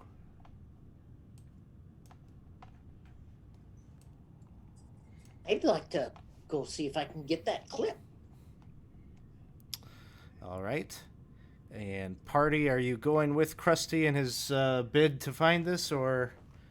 It seems reasonable to make ourselves better armed. I feel like if we're going to be That's facing this threat and we're severely out-teched, we may want to use some of their stuff against them. Assume blaster is better than my bow, so yeah, we should get some better weapons in this group.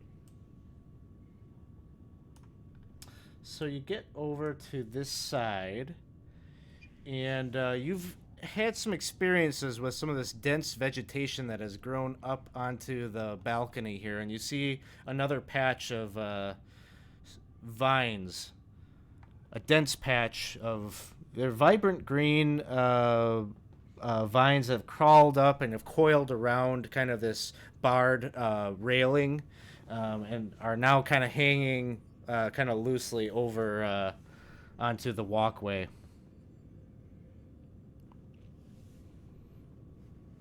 And you would recognize, some of you would recognize these as the type of vines that kind of wrap themselves around a couple of the characters and tried to fling them and strangle them.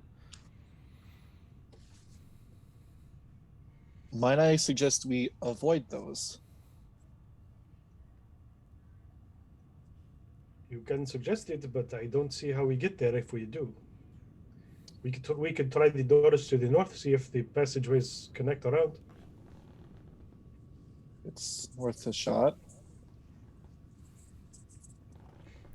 So, actually, this passageway right here is open. So if you're taking a peek in there, widen that up.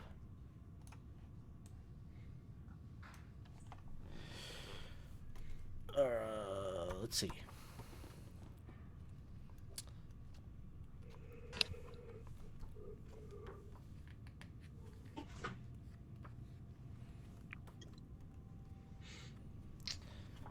All right, so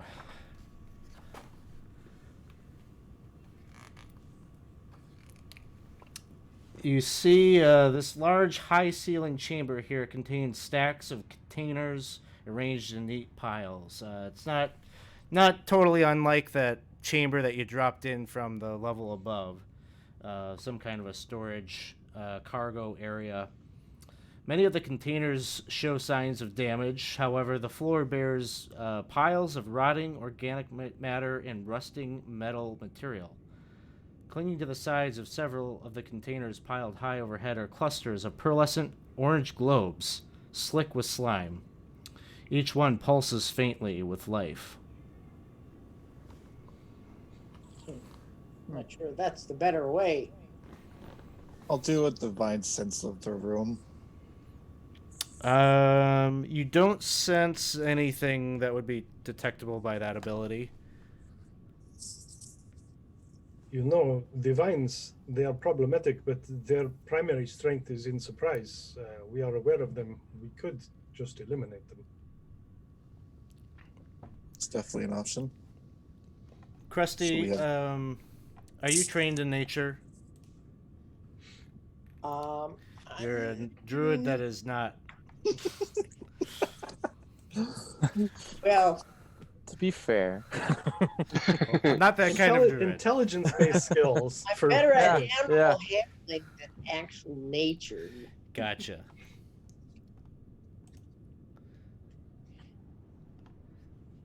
I'll open it up. Does anybody have trained in nature? Let's see. Just the random bits and pieces that come to me from my bardic training. I just got a headband, so no.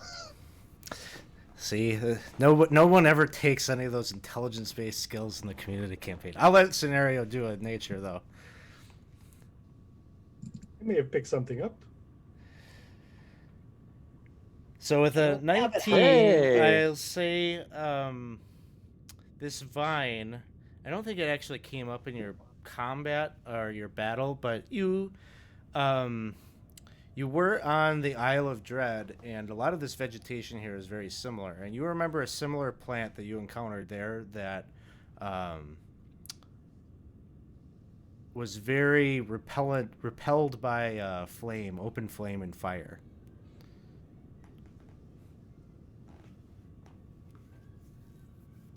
I'll relay that to everyone.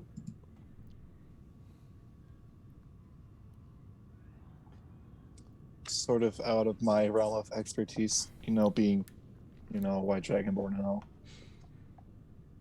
No, but perhaps we could just light some torches. Does anyone have torches? I thought you'd never ask.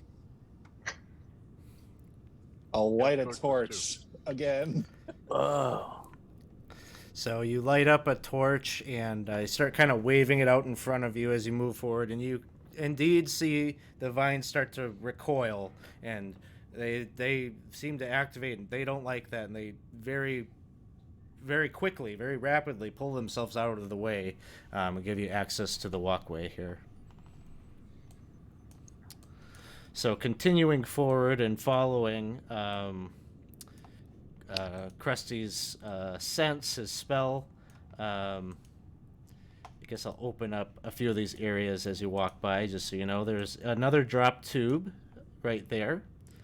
Another open cargo area here that is just like the others, packed with containers and such. Some of them having been damaged, heaps of organic material kind of pouring out from them. Maybe they were food containers and things like that from the past. But nothing as alarming as that other room that you just peeked your head into. And so as you continue, your sense brings you to this area here. And I have an image to pop up to go along with this description of what you see. Or at least I thought I did. I don't know what happened. Something happened with this update where some of my images disappeared on me. So I'm going to do the old school thing and hold up the image to the screen here for you. But this, for the very first time, maybe is one of the rooms that you have there's a big clear window that lets you see the stars and planets outside the side of the ship. So I don't know if you could see that.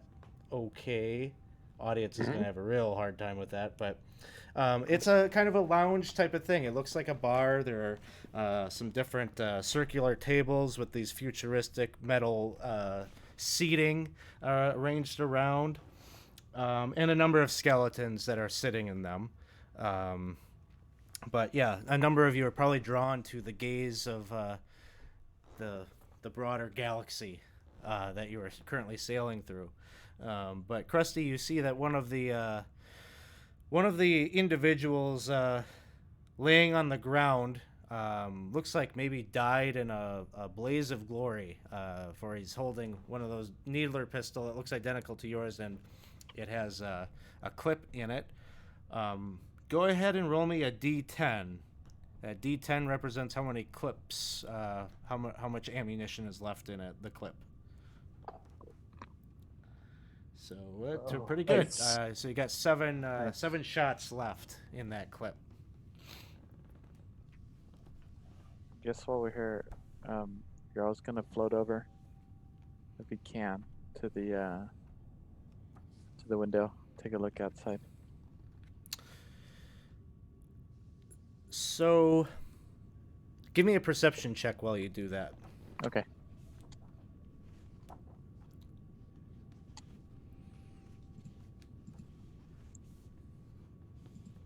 Okay. As you're gazing out the window, you're able to catch a glimpse of what you think is maybe your planet. Very kind of just a pinprick at this point.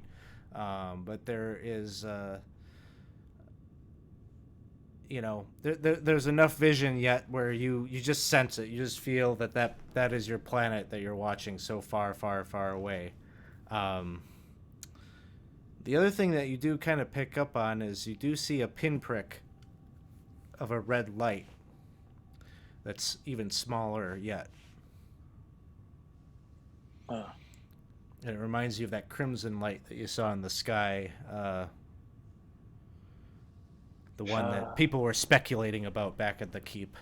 Right now, the pinprick. Obviously, I'd call over the group. I said, "Dudes, come over, take a look at this." And how would that? I would see the. Would it be kind of off in the distance, or how would that? Where would that red light be? It's like in relation to the planet, like Okay. but you're not sure about distance. Your perception check, you're just not sure, like spatially, is one Okay. closer than the other. The size of each object, that's a little hard for you to understand. Well, there goes my idea of a power source. It was a stretch. And maybe it was something that started everything, but is no longer needed. You could be right. I'm probably not, though, if we're being honest.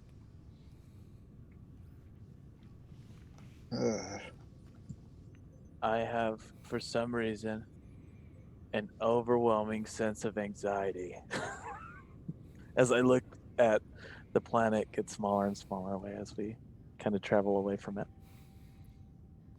Well, the planet we're going to is not so bad. I was in that virtual thing, and it's got lots of life and Yes, it did. like. It did. We have been told that the reason this ark left it was because it was dying. Oh. Then I take it back. So Maybe it may still. They have been wrong Knowing- before. maybe they were just showing what it was like in the past.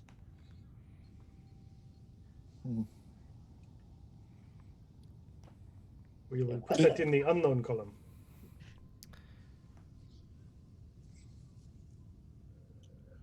Well, we got your magazine for your needler. Yeah, keep an eye out for more in case we get lucky. But We should grab the other pistol. what do you want to do? Do you want to explore this level, or do you want to keep on going down? I'm gonna take the other pistol, Alex. Just I know I can't use it because it's empty, but just in case we run into another clip. Sure. Just do. Let me see if I actually created an item for this. Because I need to give something to Krusty too. But Fantasy Grounds, come on. There we go.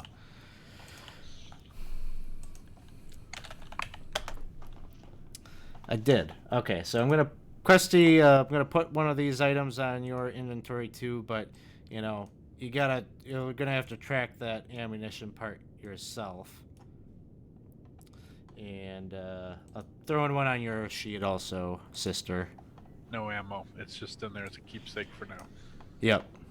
And you might be able to find something later on. Okay. So Lucy asked the crew. So, I'm glad that you've been able to enjoy our nice our lounge here. But I'm wondering where would you like to go next?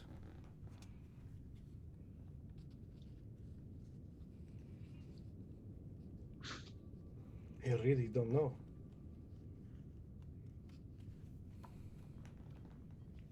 We need a. We need to go down, right? We need to go to where this place is being controlled, right? Perhaps That was an option. I do wonder that I worry that that is a confrontation that will be more than we expect. Very likely. We faced 2 of these beings previously, and it was not easy. Well, if we don't go down, then we can't do what we set out to do. Then I think we will have to go down, but I think we should abandon for now the idea that we are doing it to wipe them out. I agree. I Maybe- think so too. Let's take them out 2 at a time, if we can. I Yeah, I have certainly another don't want to idea. kick in the door into a room of like 30 of these guys. That's for sure. Oh, good. I was concerned that that was what you were contemplating. No. I think we want to be using guerrilla tactics here. yeah, although it may be hard to avoid them with their psychic ability, they may know we're coming anyway. Now, I had a thought on that. The sound we heard in the pipes or the ducts or whatever they are. Maybe these things don't know quite so much as we think they do, because it might have only known because something was there to see us. Yeah, maybe they need to have somebody nearby. It's not like a I don't know that that is true. but far-reaching. It is possible. And As it he is says that, somehow I'm just gonna look reassuring. up. Actually, in here the ceilings are a little taller. It's kind of got this open bar kind of feel. Whee! Gotta be doing flips. Make a perception check.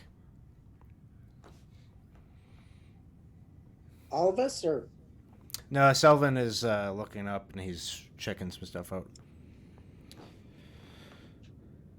So 15. You look up. You're kind of looking around. You're listening for any sounds of those creatures in the walls and the ceiling. Your eye catches this strange little object in the corner of the room that seems to be like moving. It's like kind of like rectangular, boxy like, but it's got what almost looks like a telescope lens, some kind of glass lens on the front of it, and it seems to be kind of moving. It's just kind of like it's on like kind of an axis, and it's moving ever so slightly, kind of within like maybe a 30-degree angle. I will send my dog to check it out and inform the group. It's probably up like 15 feet or so. It's like hanging from the ceiling. Oh, I know it is now. Never mind. yeah. Yep. But does our group know what a security camera is? We've seen the feet of one before. Butterbrick will make security a office. intelligence check. Let's call it. Oh shit, intelligence. That's what I don't want.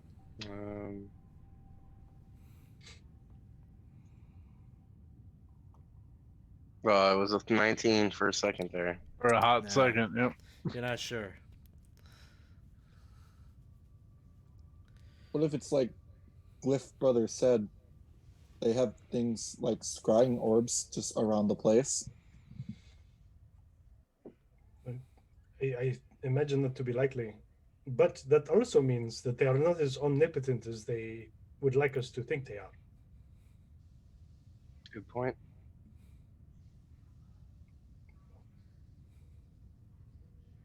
They're using the ship's powers, so they To their benefit. can't do it on their own.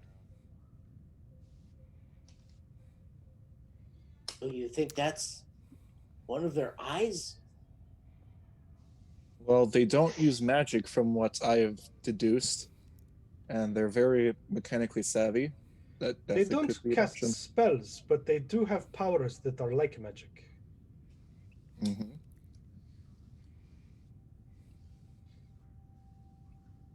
Should we take it out? That's all right. You want me to poke it? Sure. So what does that look like? I just sit there and I go like that, and I jump up and fly, and I go and I twirl, and then I. Do like a Try to- corkscrew punch, Yeah. uppercut the camera. Uh-huh. Oh, you it's, got! it's also a pretty cheap thing, so like as soon as you hit it, like it goes flying, and like some cords like kind of yank out of the ceiling, and there's maybe a few sparks or something that happen, but the thing clambers to the ground, and you see the glass like and the lens break, and there was like a little like blinking like green light that was flashing when it was attached to the ceiling, and now it is no more and goes dim. Well, You if killed that it. was what we think it was, then good. One down, probably hundreds to go. I have another proposition of what we can do while we're down here. I mean, Sister and Krusty here have armaments. There's two Sure. broken suits upstairs, and there's bound to be more weapons down here and possible suits of armor. We could find those, fix them up and arm themselves so we're not as ill prepared as we normally are. But then you'll upset the grassy turd people. They don't need to know that. Well, it does not hurt to have a look around to see if there is anything we can find useful. Could we look in the room? Maybe since there was what seemed to be a last stand, maybe we could see if there's anything else around here.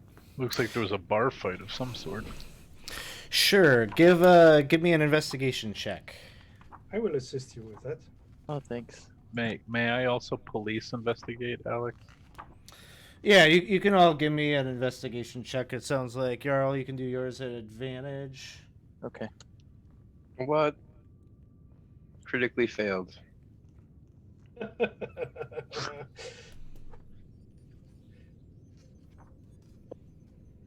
Ew. But Sister knows exactly what happened here. Well, see here, based on the blood splatters and patterns, it crouches lady all throughout the floor. There were 3 of them. They entered from here. One was heavier set and had worn out shoes.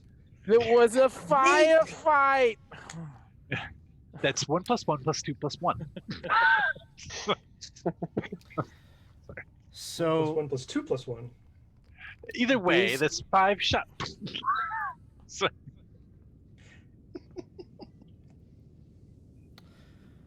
what you kind of discover maybe about what happened here is there seem to be some like scorch marks and also some ammunition, some like needle-like ammunition that is embedded along kind of the seam where the ceiling and the wall meet, like kind of let's see, kind of right along kind of the ceiling there. So you're thinking that whatever they were shooting at was actually up on the ceiling originally. So it wasn't a bar fight necessarily as a last stand, maybe? Something like that. You also, with your investigation check, you're trying to put this together. You know what exactly met their demise. It's not. It doesn't seem like they're like some of the others that either just gave up and were resigned to die in their cabins and things like that. It seems like there was like a kind of a true fight that happened here. You get the sense that the necks on all of these individuals here are actually snapped or bracked, like their vertebrae are not quite aligned. All right. I acknowledge everybody. Or there were a couple good rolls, so, but I will say that out loud as I discover it.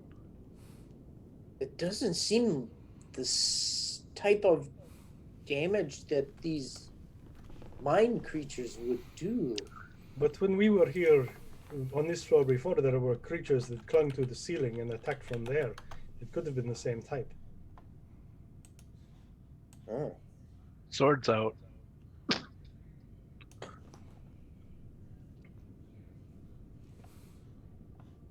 All right, I suggest that we have one person with eyes on the ceiling as we go, and somebody watching that person's back.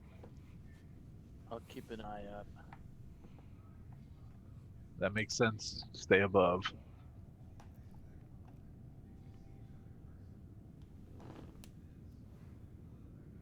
Sounds good. So you're all kind of armed and ready. What's the next? And that's basically what you find. If you're looking for like items and things like that, you basically found what was in here that was valuable, and that was the needle pistols and the ammunition. We got it. Yeah, cool. Well, That looks I like think everything, everybody. I think it makes sense to look for more useful things on the way, but maybe we do try to sneak our way down to the 7th level to find that upgrade. I'm good at sneaking. I'm not. All right. my We strong- can watch for these eyes and try to eliminate them. Actually, I'm not awful. I am pretty good at it myself. Yeah. I would Also, I suggest- feel as an older man that I have a sound mind, and I feel like I could handle some of these. I know they got me last time, but I feel like I was about close to say, pushing I it out. remember you almost I can feel like I was almost there. I was really close, sister. I got everybody that day, didn't I? Ooh. Yeah. So wasn't great. A little bit. What was the sensation, dude? Like, what did it feel like? Well, I felt like it was surreal. I saw it happening, but I didn't want it to happen. But I just saw it as myself, me doing it, and I didn't. It kind of reminded me of that shadow play I once saw with the jester who pens people's minds and says, "Kill them all." Okay. So But have you settled on you'd like to go to the 7th floor in pursuit of either hoping you'll find another android and or maybe the discs to update whichever android you it choose? seems reasonable. It's a Very good goal. stealthy. It's a good goal. A It's stealth. a good goal. Selwyn would Very also suggest finding mechanics or possible or armaments. That's what he would suggest, just for the sake of Yes, we expediency. should watch for things on the way. So, in the interest of time, we're going to kind of fast track here. But one thing to point out as you'll use a lift. There was a lift that you took to get down to the 6th floor previously, I believe, and you can use that same lift to get down to the 7th floor, as such Lucy will tell you. But well, actually, she'll navigate you down. She'll say the quickest route would be right here. And just for clarification, the 6th floor, that's where the theater was, correct? That's where the theater was. Yep. Okay. And Oh so yeah. You hadn't seen. You didn't explore that floor all that much, but then the 7th floor you haven't seen at all yet. Mm-hmm. So she takes you into another cargo hold here, where there is a lift, and you use that to descend down to the 7th floor. So here is where it'll become painfully clear that this is one of the bonus areas of the module, because I don't have a nice pretty map that somebody made based off the original module. And I gotta move some things around because this is a little different pathway down here. 1 second. Since we're going into dangerous territory here, if our idea is to keep away from these individuals, so would it be good if I cast pass without trace so we could be a little stealthy? Yes. It would really help. I think that'd be great. That'd be I will do that. fantastic. While we descend, I will use my inspiring leader feat to give everyone a good pep talk, and everyone will gain 13 temporary hit points. You beautiful bard. Nice. Goodman Games does do really great, like, recreations 13? of 13, 1979 looking maps. Like, Yeah. like this looks like a 1978, 1979 map. It's amazing. I like the perimeter. Once you can see the entire perimeter of each of the floors, they did their version of what, I'm using the virtual tabletop things that someone else recreated, but yeah, they're pretty neat. Yeah. You can see them in Ed, you accidentally they're full. wounded yourself instead of gave yourself 10 hit points. Oh, okay. Sorry, how many did you give? Did you give us? 13. 13. Thank you. Not 123. And then the pass without trace is going to last 1 hour and give you a bonus 10 to dex. Nice. 123 temporary hit points. Yep. Fat Yep. fingers that one. Try to take me out now. Butterbrickle. Time to win. Time May I to see your win. bow first? You see my what? But I see it's your been both time to versus lose Butterbrickle. the whole time. But now it is Time time to to win. win. I can't hear you, dog. What do you want to see? Can I see your bow for a second? Oh. Alright, so I hand you my bow. I will look at his bow. I will pull out a scroll that Scenario gave me many sessions ago, and I'll cast Magic Weapon on his bow. Okay. You now have a +1 bow for 1 hour, or until I lose concentration, which will probably very soon. Awesome. +1 bow for now. So, you all get on the lift and descend downward. And everyone got this map up, like you can see everything, and I don't have any weird Fantasy Grounds issues happening where you can't see. Nope, Okay. I see it. Awesome. So I'm you quick, yes, see 13. another large chamber here. Crates made from smooth horn-like material fill this enormous space. Each of them is 20 foot long, 10 feet high, 10 feet wide. They're bright orange, many of them, covered with an array of alien characters in black ink. And you can see a number of doors represented by the letters. So you got a black key card door that seems to kind of exit into the interior of the ship, and then a violet on the north and south. Also, down to the south here, get my mask mode up again. This seems to be a 10-foot wide or a 20-foot wide opening in the wall that is open.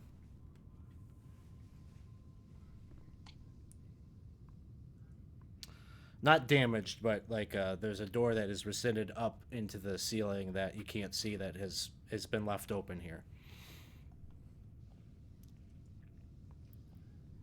Do we have any idea where we're going? anyone have any ideas No. other than the big opening in the wall? Maybe Lucy. Um, Oh. Are there any Lucy- cameras? Sorry. make a That's a perception good check. question. I will also look for the cameras. Okay. You don't see any cameras in this particular area.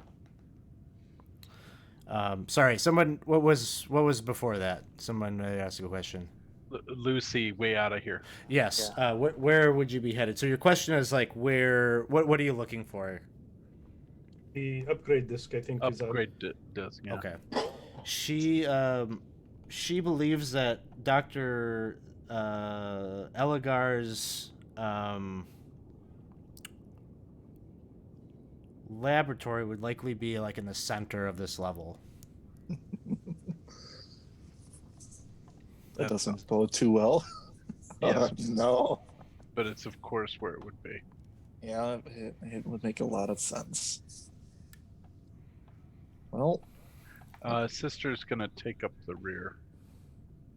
I will stand in the middle so everyone gets the aura. I'd like to. Certainly, I'm not looking for action, but I like to just be up in front because I'm stealthy and I can maybe get some eyes on things earlier. I'll be beside you. Appreciate that. All right. So where are you headed? If you're trying to make your way to the center, you've got either the open doorway to the south, or one of you definitely has a key card that could open that other door there. South? North? I feel like the opening is just begging us to get stabbed there. So maybe we go through the other one. I would definitely agree with there. I don't like it. Let's look down the hallway just to see what we see down there. Okay, There you you head go. down this way. Good idea. Yeah. So Take a little everybody, peeky. Yes. I was trying to think if I wanted you to do a stealth check, but it's really not We're necessary. certainly trying to be So- stealthy. We are Yep. definitely Very trying to- stealthy. Yep. Got it. Armor crawling in the air. Just talking out loud. So you peer out into the hallway here, and your eyes almost feel like they kind of betray you for a second, because upon like initial glance out into the hallway, it's just the same sterile kind of monotonous metal hallway that you've seen elsewhere in the ship. But then you feel like you're seeing like double for a second, and for just a moment it feels like you're staring into a cavern of sorts with kind of this violet strange rock on the walls with grooves and dots kind of patterned the walls. Each of you give me an intelligence saving throw. Oh, saving throw. Saving throw. You all have a +3. Know that you all have a +3. Okay.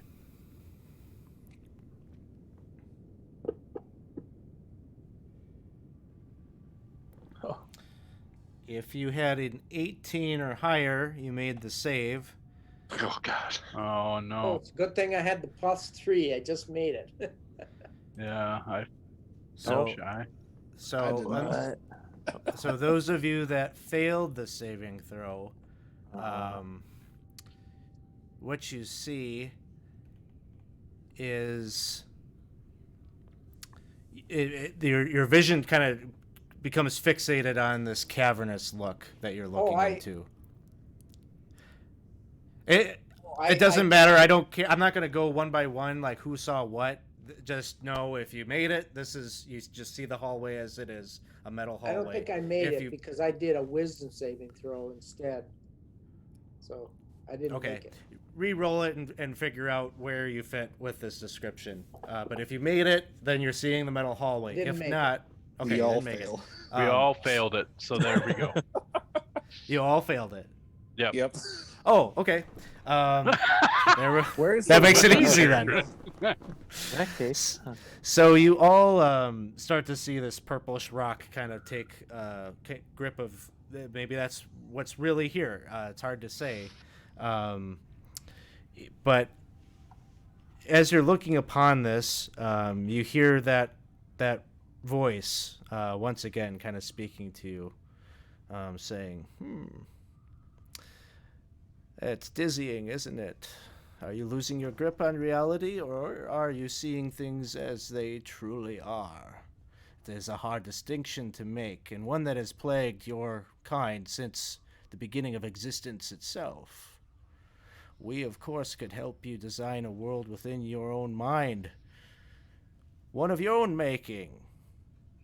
You could evolve beyond the need of those wretched little devices up on the first floor that replicate reality, help you escape the grim truth of your own mortality.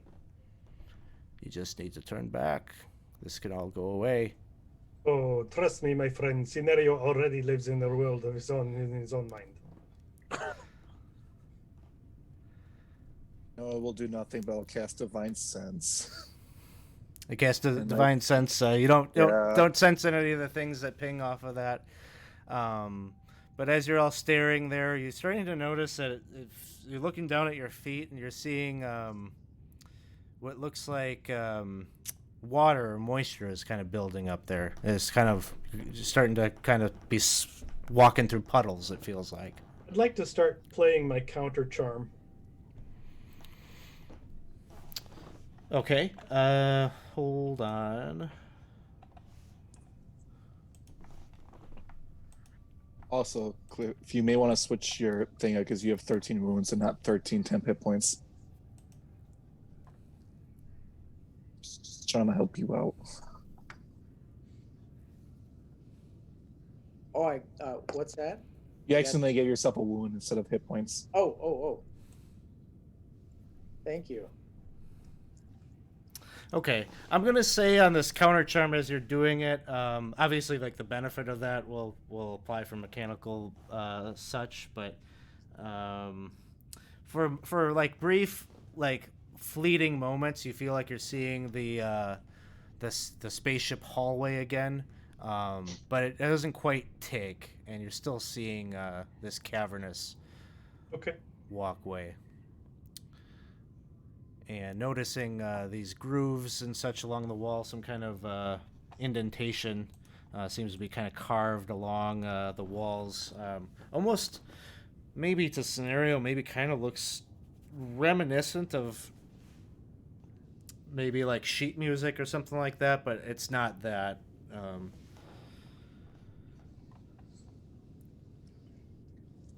So the black door. Lucy, what are you seeing? And Lucy starts to describe. She says, "I see the hallway. But what does it look like?" And she describes to you metal walls, metal ceiling, metal floor. Good. Perhaps you should steer us. And she says, "Okay." And she starts to kind of lead you out into the hallway here.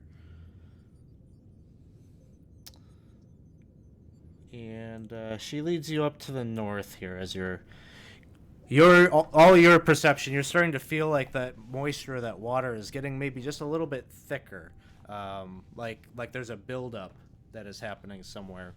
And off in the distance, you're hearing. It sounds like there are things wandering around the halls because you hear like large creatures almost like splashing around, kind of randomly. Like they're chasing after something in the hallway, and then they maybe catch what they're running after, and then stop for a moment, and then it picks up again. So you're hearing like the echoing of this movement in the halls. And then as Lucy brings you down to this hallway, you see a number of doors, violet doors to the left and right, yellow doors just beyond that, and then straight ahead, a violet door. And we can see those doors? Or do we see cavernous? The doors themselves actually look just like the doors that you saw on the ship, but instead of Okay. being embedded and being in conformity with the metal walls and such, they're just Mhm. like a weird metal door that doesn't seem to fit. Sure. But like the card reader and all that, you still see that. Ask Lucy which door is the one we need to go to find. Um, But this is a good question. But do we want to open the others? Because our alternate goal was to find equipment along the way. yeah, but I'd still like to know the exact one I agree. of our destination. We could still look in the other ones, but She'll tell you, the lab is kind of a complex, and so she can take you to like one of the rooms that leads into the complex. But basically, you're gonna have to do some searching. These discs. She doesn't exactly know where they're kept, but she can take you to the general direction of his laboratory, okay. which is in the center. So she'll lead you to. If you want her to directly bring you there, she will. But if you want to explore, I'll let you kind of choose which doors you want to check out here. Well, I think perhaps we want to open the doors along the way, huh? The north and south here. It would at least assure us that they're not hiding behind the door now. Who has keys to open those? I have a Violet key card. All right. Is there a kid? Are these doors soundproof enough? Could we listen to? Sure. Which one would you like to listen at? Any choice? Well, if we're facing I'll towards listen to the both of west, them. Actually, I'll technically. All right. Give me a perception check.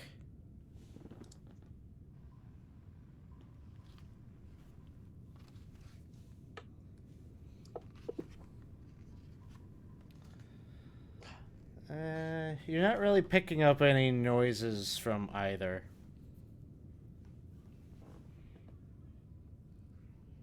Well, let's open this south door Let's first. just do it. Yep. Oh, yeah. I'm sorry. Which one? South. The south one. Okay. One at a time, dudes. One at a time. I really hope I loaded up the image of this one because it's got a cool illustration, which Cliff did. Oh. Oh, nice. But first, I'll give you the description, and then we'll pop. Well, let me just see.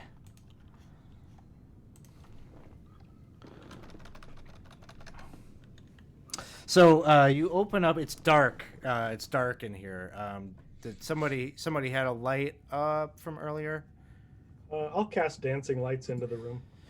Okay, so dancing lights, and the light kind of sparkles off. So it looks exactly as I'm describing it here. Not the cavernous look that you're seeing out in the halls, but there are hulking metal machines of indeterminate purpose that crowd the chamber.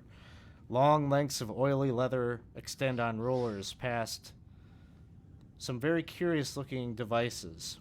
And there is a walkway that is accessible by ladders that run the perimeter of the chamber, almost like an overlook that looms over the silent machines. And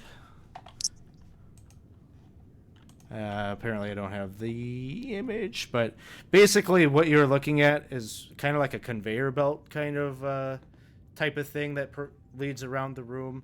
There are like these pillars that stand with like kind of like metallic looking like claw arms that stick off of them and seem to like rotate and potentially be able to be manipulated by what you've come to know as these consoles of rows upon rows of buttons that's off in a corner.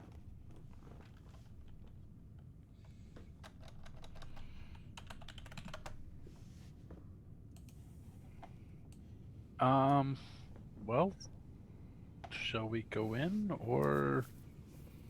I don't see anything useful from here, so I think maybe we do. Okay, let's go in then. I'll bring up You the want- rear though. If you want, I can have the dog go first, Sure.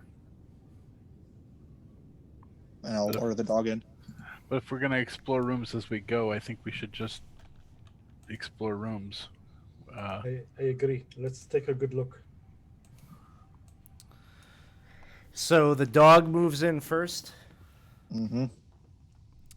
So the dog kind of moves in and is like sniffing about, or Sniffing Or- about and listening. okay. So he's kind of walking about. It seems like he's attracted to kind of this conveyor belt type of thing. And he goes over there. He's sniffing.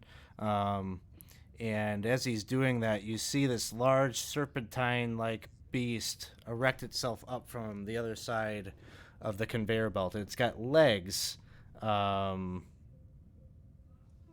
strange, monstrous, clawed legs. Yeah. Oh, Looks just like yeah, that. That's it. My dog is dead, dude. It's okay. And We're gonna need another Timmy. that is going to be our roll for initiative here.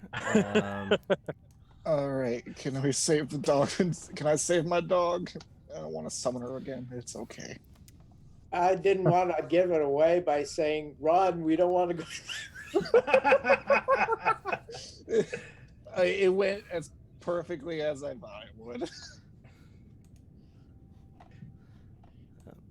Oh no. That's not All nice. right. Something So bad happened. Did not good. we roll initiative and scenario. You are first to act. Okay, how far away is it? I mean, we'll say it's like 30 feet from you. Okay. I am going to immediately target it with dissonant whispers. Sounds good. And it will fail that saving throw. So it will take some psychic damage and have to run away. Use its reaction to run. And you all watch as this large beast kind of scurries away, and it's kind of like that Sully creature from the Monsters Inc. It just kind of starts crawling up that railing and up onto that balcony that's like the Overwatch or the supervisor's area. So it crawls up there and is We're like fighting attached Steve to the Buscemi. wall. And next up, anything else scenario? No, not for now.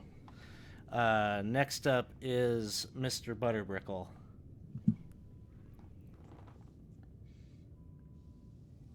And you are muted.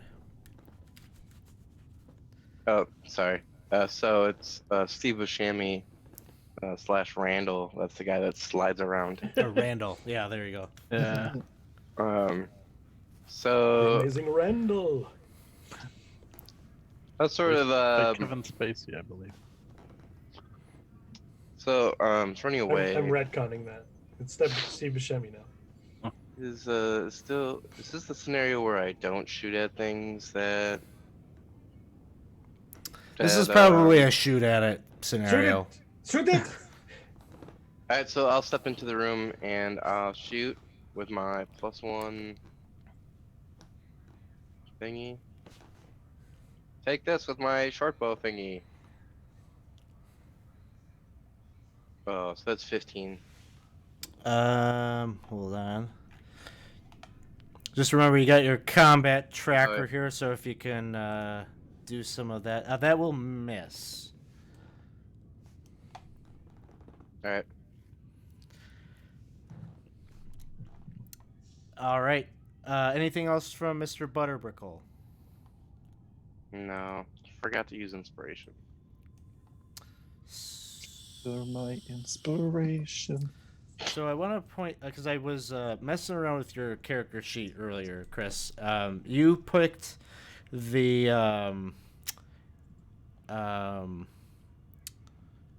let's see, what type of rogue are you? You have the Master of Tactics feature. So as a bonus action, you can use the help action for an ally that is attacking a creature that is within 30 feet of you, rather than 5 feet of you, which is what you normally need to.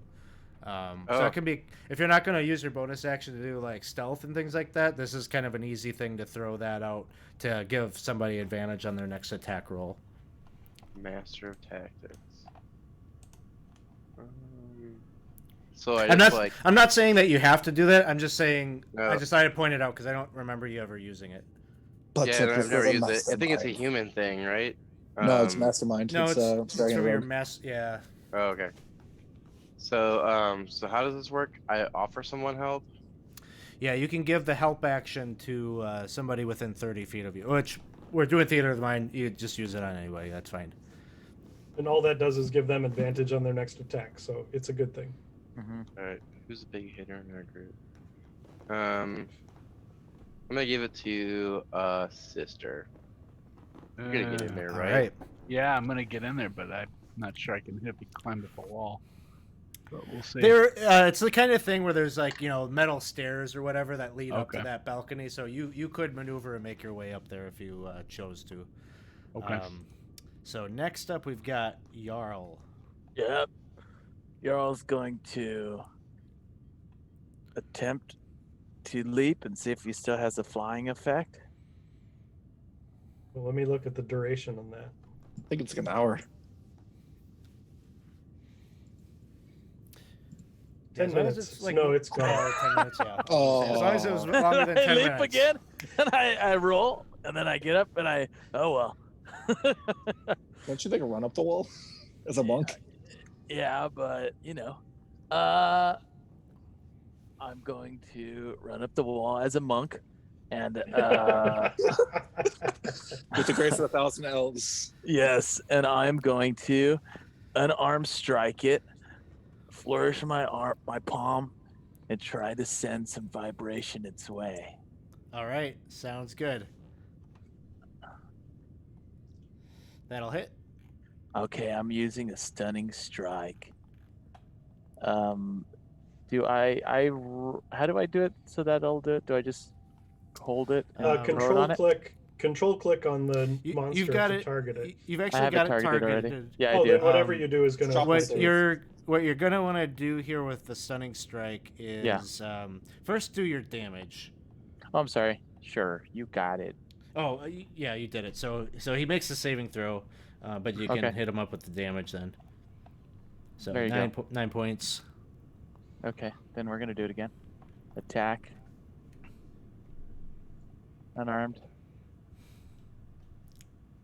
That one will Uh-oh. miss. Attack. There's a critical hit.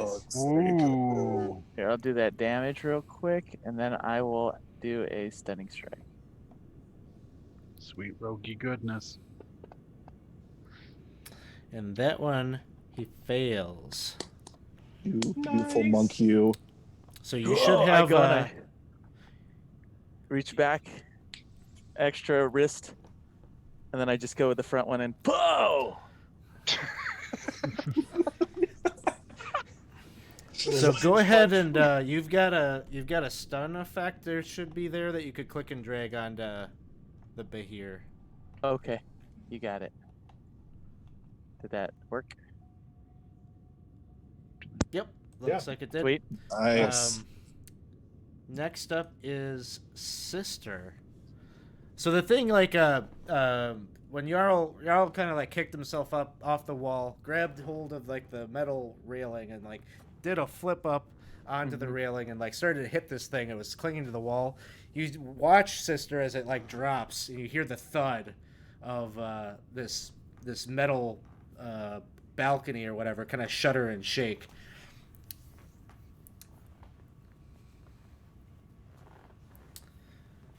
I think you're muted. Still muted. Me now? Yep. I pulled up. I gotta get Bluetooth. All right. I can. The dancing lights are still going, right? So I can still Yes. see it. Yep. Yep. And I can get to it at ground level, or do I need to climb? If you want to run up, we're not going to make it too complicated here, but you Okay. can run up the stairway up onto the balcony, Okay. and And get my attack in yet? Yep. Okay. Then I'm going to use my plus 2 longsword, and I will take just a Well, actually, I'm going to bonus action fainting attack. You already have advantage from. Yeah, he's been Oh. stunned. You're stunned. watching. Oh, Jarl he's just stunned. hit him off the Yeah. wall. Okay, never He mind. dropped Never down mind. I onto won't do it. I won't waste the overwalk, spirit and die. he's Never mind. basically just dazed. Y'all's As you're dancing. coming up. Ha ha ha ha. You're like on the Alright. opposite side of where Jarl is, like kind of palm striking this thing in the face. Got it. All right. So I will not do the fainting strike.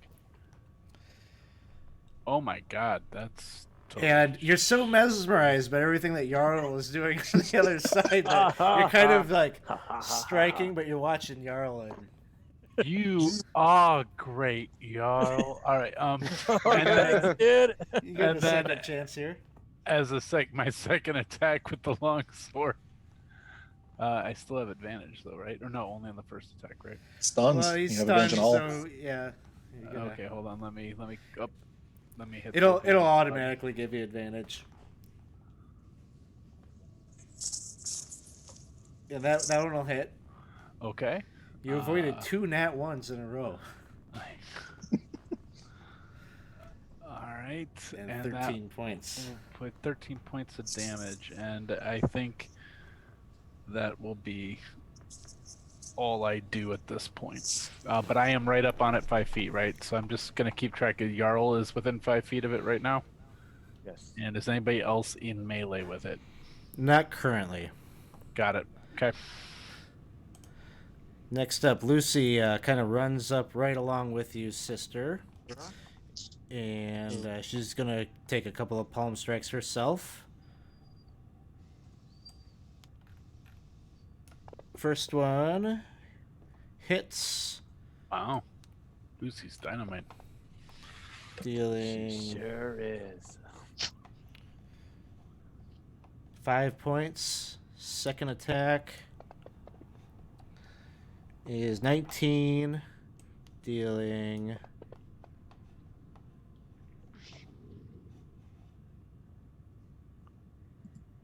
'My fantasy grounds is chugging.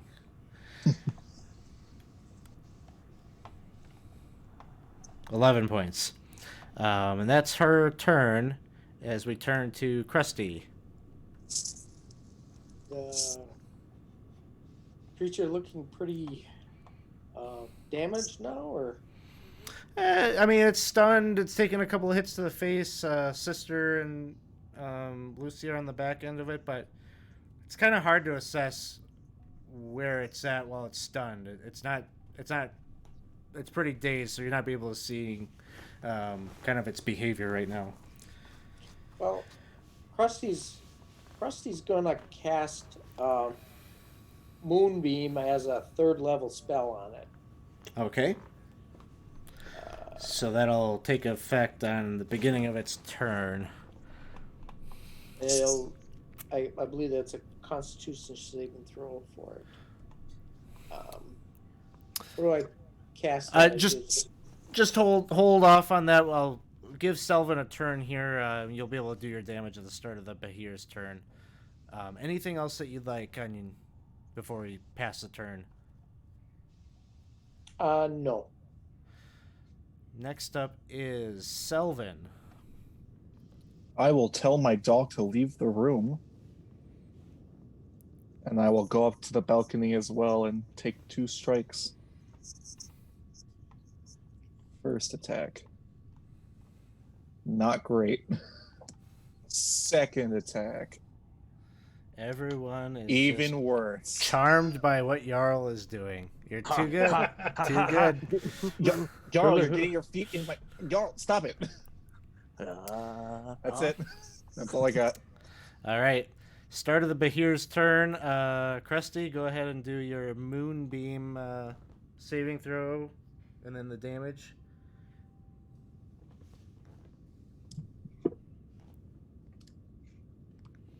So you either got to target the Bahir and then click the save button, or click and drag the saving throw onto the Bahir on the combat tracker.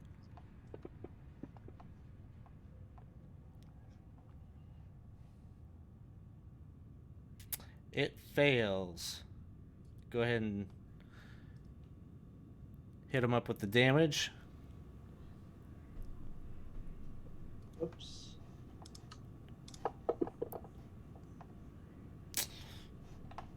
That is very good.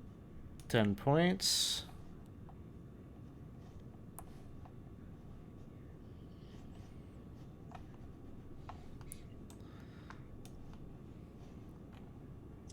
That'd Come be on. it then, I guess. Well, I adjusted. I don't know.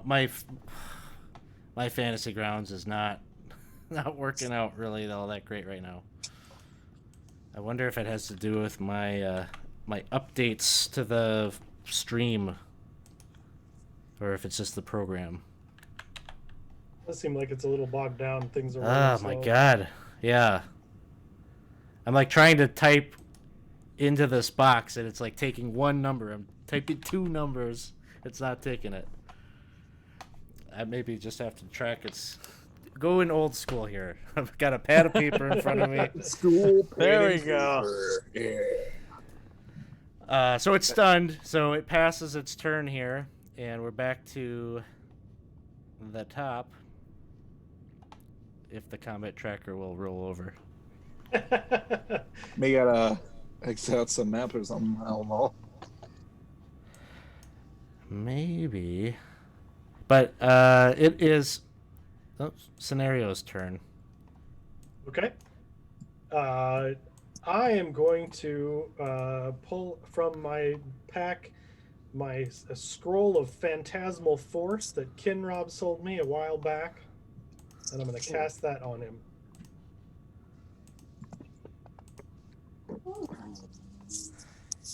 And So, an illusionary cloaker descends over its head and just latches on, and it believes it.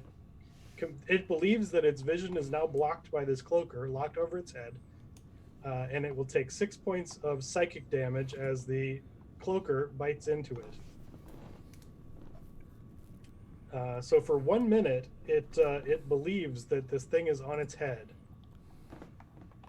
sounds good. It can make an investigation check as an action against the spell DC to get out of it, if it has reason to think that it's an illusion. Sounds good. It is no longer stunned, so you kind of see it kind of like reacting, like it's waving its head kind of back and forth, as if something is attached to it. But is in essence blinded.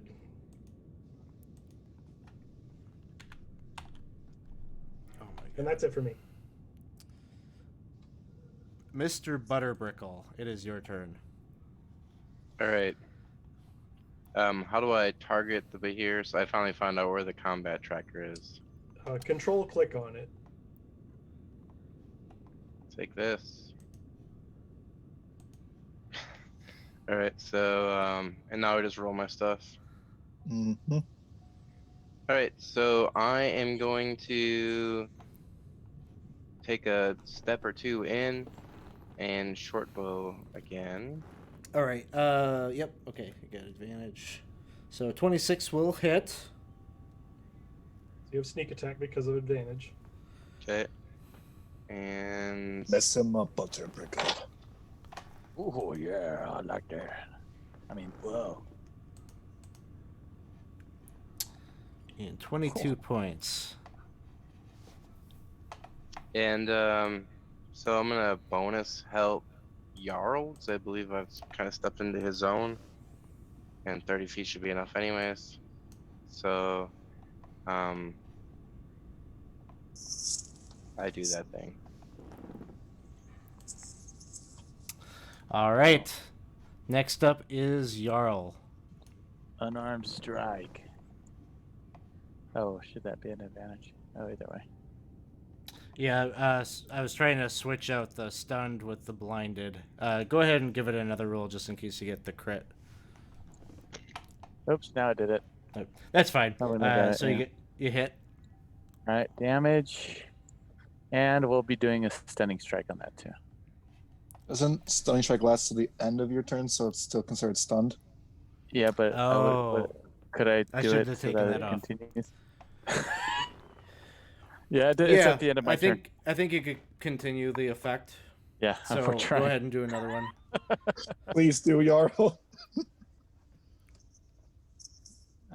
Save. Oh, Oh, okay. crap. Another hit. And a Good. 22 will hit. A little bit of damage here. And another little roll. There you go. Got him. Got him. Bringing it. Got my blade. And I'm going to attack him with my blade this last turn.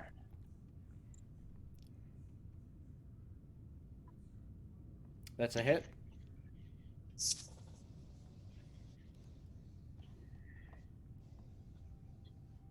$14 points. Twirl, twirl, slice down. So this thing is just down and out again. And it's just like head is like sorry. bent. Monks.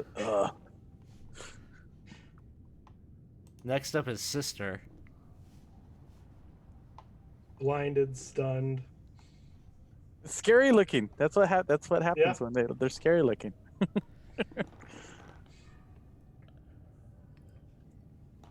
And he rolled a 7 on initiative, so Look at he doesn't really have a chance here. I love that. He almost missed another one. Alex has Yeah, so many that's a fumbles. lot of Alex ones is like, coming out of Sister. I'm not having fun. Oh. –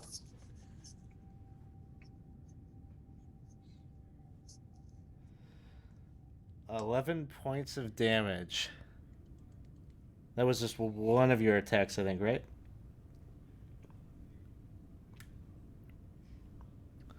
If you are You might talking, be you are muted muted. again. Sorry, I will reverse the stroke and come back up again. Yeah! Yeah! Come on, you can do it. Yeah, whoa. And that will be 12 points of damage of slashing magical damage. Next up is All right. Lucy. Oh, this is beyond frustrating.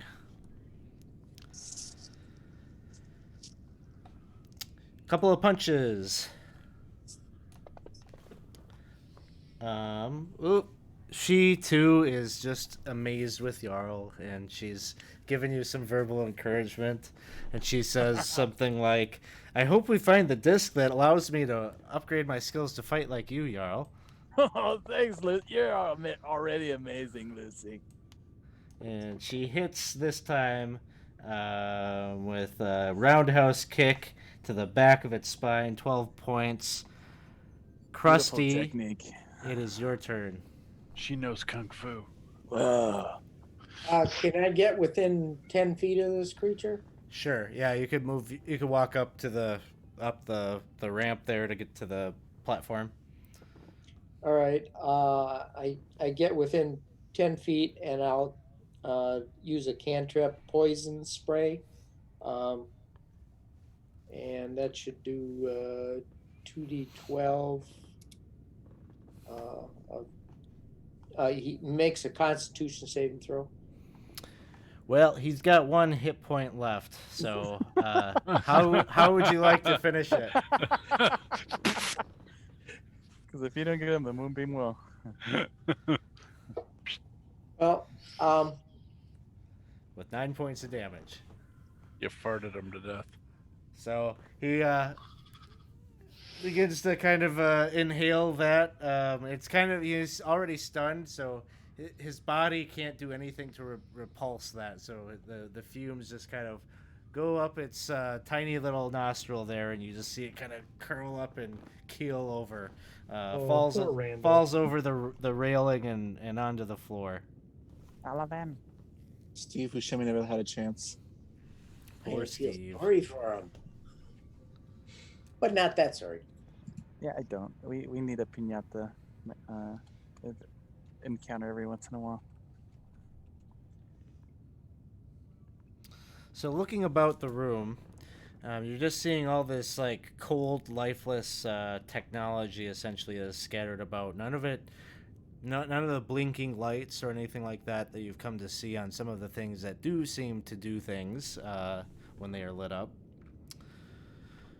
But scanning about the room, you do see that there seem to be some spools of like a wire, and you think that you can determine that they are spools of different types of precious metals.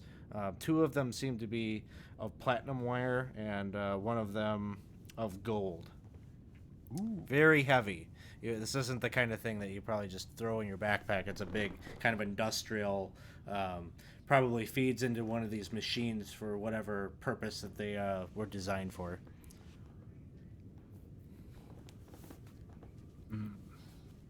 Can we look around for something that would receive these discs that would make sense to us? Yeah, some of the machinery seems to have kind of like an axis where you could, if you got the machines working, they probably lift up these spools and then put them on there. It's just a little too foreign. Like, you're not exactly sure what the purpose would be. Gotcha.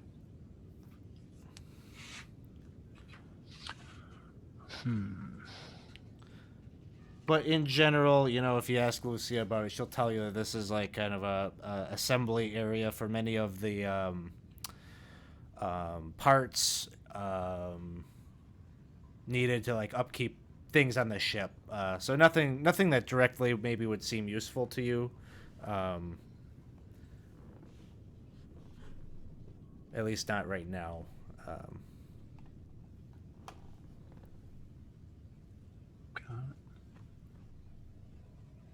Unfortunately, no discs.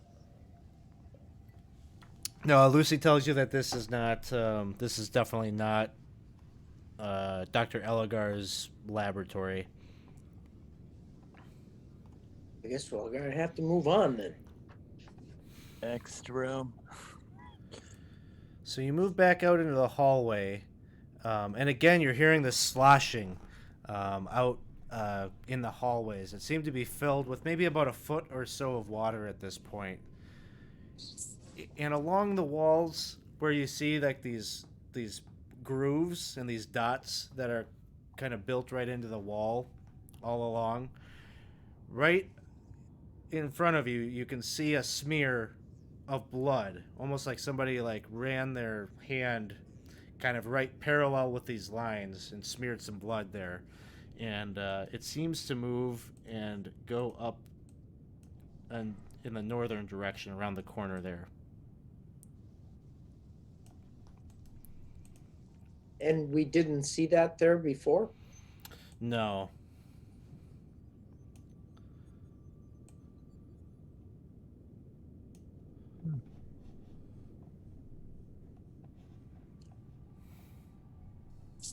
So could we?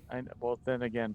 So you said at the beginning, like it phased in and out, or we saw for a second and then we didn't, or did right away? This is the reality, is us seeing all this stuff, right?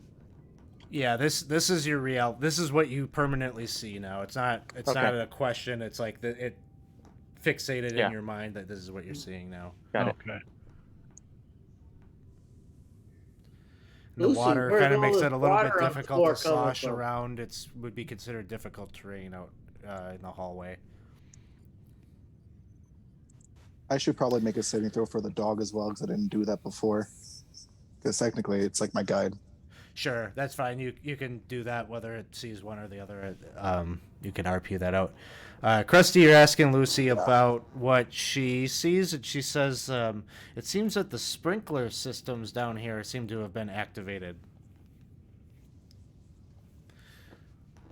You're not exactly seeing water pouring down from the ceiling, but that's what she tells you is happening in quote unquote reality.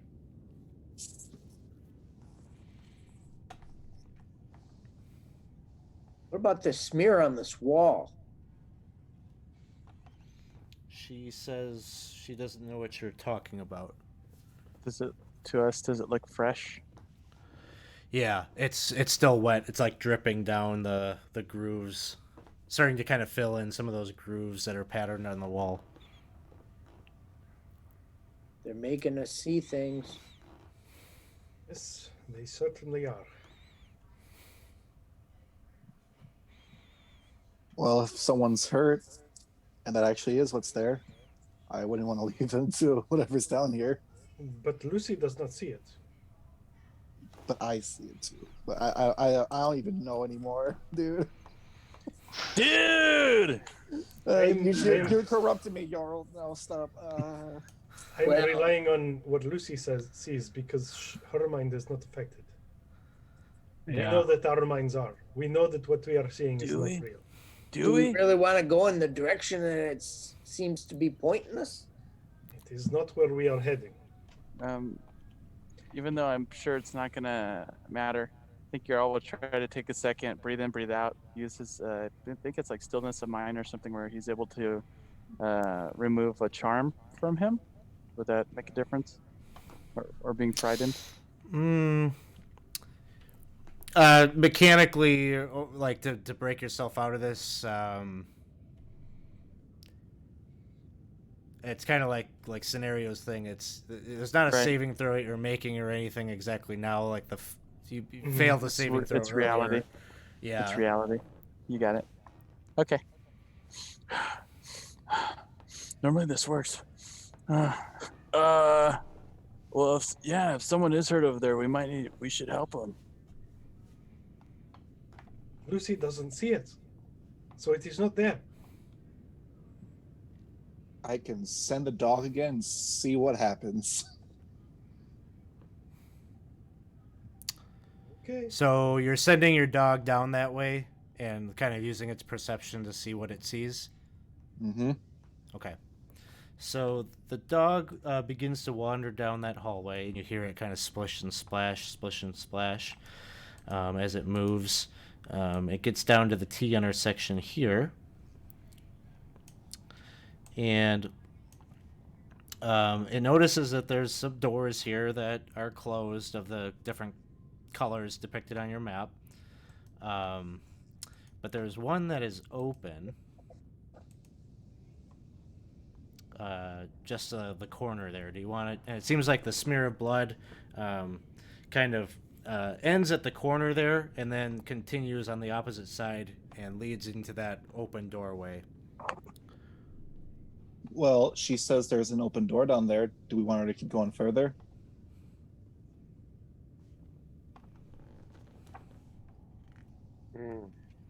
Maybe we do.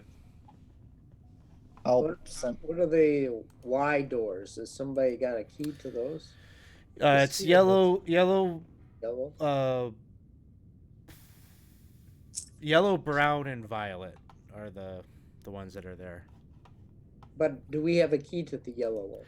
Yeah, you've I got believe keys I to all recall of them at this finding a point. yellow door. Yellow key. The yellow one seems to be more toward the middle of this complex, and that's where we gotta go.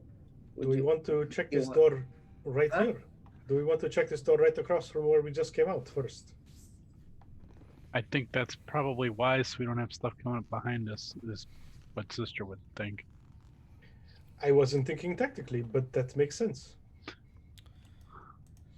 That's what you want to clear that out. That's fine. Let's swipe that card. Do swipe the card, the door rescinds, and inside you can see a bulky device that is comprised of oval metal canisters affixed to an angled box. The size of a cart occupies the space in the center of this chamber. A flat, glass-topped table protrudes from the box, its surface glowing with a pale white light. A hood, like that of a blacksmith's forge, hangs 3 feet above the glowing glass table. A number of small metal squares are set into the box's side beside a glass plate. It's a very foreign looking object. But again, you see some spools, kind of like long cylindrical kind of axis types of things that seem like they probably fit those coils from the other room. They also look ridiculously heavy, right? Yeah, but just like a kind of industrial sized coil like that, you could probably tip one over and roll it in here if you really wanted to. Yeah, there's enough of you to do something like that.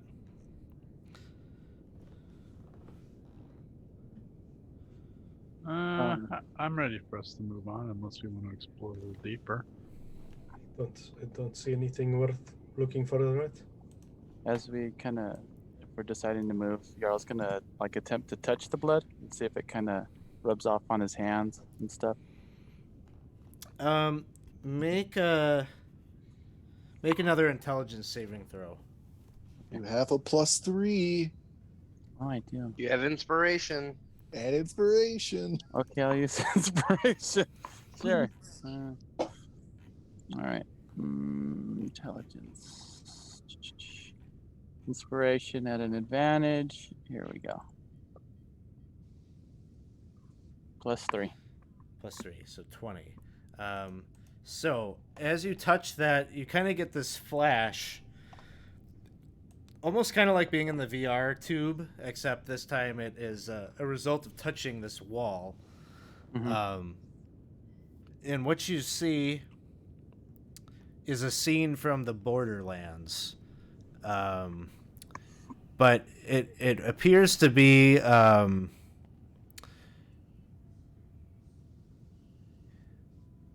there is a kind of a hill where a watchtower stands, and that's kind of your perspective, is as if you were in the watchtower. And it looks down on a very thick wood all about. And this is all familiar terrain. You know exactly where you are, kind of just out to the east from where the keep on the Borderlands is.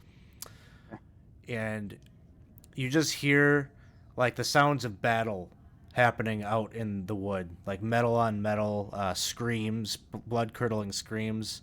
And in fact, the longer that you're in this kind of vision, as you're listening, it doesn't really sound like the sounds of a true battle, but more a slaughter, like people that are trying to escape carnage. And then from a trapdoor at the top of the watchtower, it opens, and you see a kind of a gray-haired man wearing the robes of a wizard, with a man with like sleek black hair, kind of crow's feet at his. He's just got like this hardened look of a warrior. He's got a great sword at his back, and the two of them are addressing one another as Rogan and Zelagar, and they are enjoying. They are taking stock of the number of. They're talking about the number of slaves that they are going to bring into their fold. They are talking about how this people that they're waging war against, the Troladarans, are nearly extinct, and they'll be able to move on and expand their conquest to new territory to the north. And then that kind of like you see that, and then that kind of like blinks out of it. You kind of come back from that, and you're back in the room and conscious. Nothing further bad happens to you. Okay. He's gonna relay what he saw to the party. A little, maybe not. It might be a little more like, "Whoa, there's a battle, dudes, in the lighthouse. It was over there. It's where we're from and all." And he just goes on and on. But eventually, he'd get it out the best he could that he doesn't know. But he definitely says it seemed real. And yeah, it seemed real. He wasn't sure if it was a vision of what was happening or what could happen, or he's kind of unsure. You said that they said Trolladaran? The Trolladaran, yeah. I think we found the Trolladaran ruins. some time ago. Yeah, there would have been a group that would have gone up north and found like a shrine, essentially, to one of their gods. Yes, Glyph brother told me about it. There was the fire giant there working as a smith. Oh yeah, I remember that. And putting that together, whatever it was working on, that fire giant seems very akin to some of the machinery and things like that you're seeing on this ship. Huh. It Well, all comes Hindsight together. 2020, you know.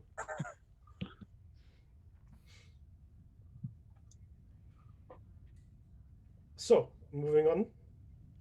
Yeah, careful with don't. It was a.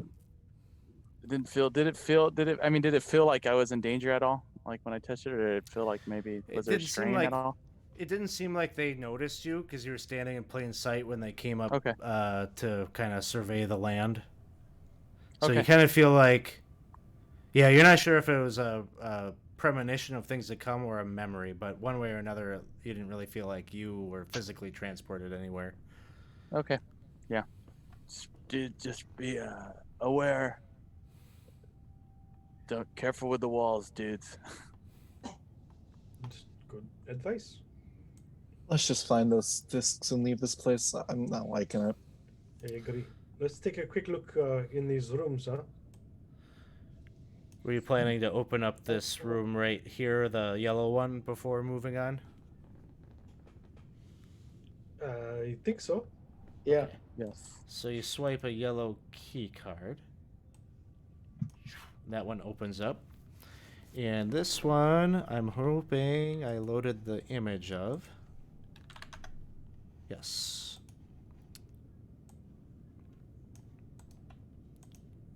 So this door opens, and Oh. you see 24 slab-like tables that are positioned evenly about the stark white chamber. Above each of the tables are gleaming metal posts that hang 4 feet overhead. Each of them have these kind of articulated arms that have needles that extend from them. And each of them seems to have this kind of dark metal glass plate, kind of like some of the consoles that you've seen elsewhere on the ship, that you've come to see writing and information, sometimes a light. They're all dark right now, but these screens, you've seen how they operate in the past. Each of them kind of faces away from the table. Does it look more like a medicinal needle for, like, say, medical purposes, or something different? That is probably your best assumption about what this is. Does this look I like think the you've room seen we... some of the medical. You've dealt with some of the medical like robots before, and like that's kind of how they injected some healing and medicine and things like that. So it looks similar. Does this look like the room we saw in the video of Lucy, Dr. Lucy, with the androids on the tables? Maybe similar. Like the tables would probably look similar, but you don't recall seeing this all these apparatus Okay. at the top.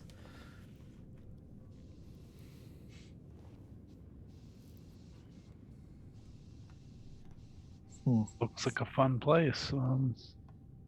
The best. There's nothing else in the room except the slabs and the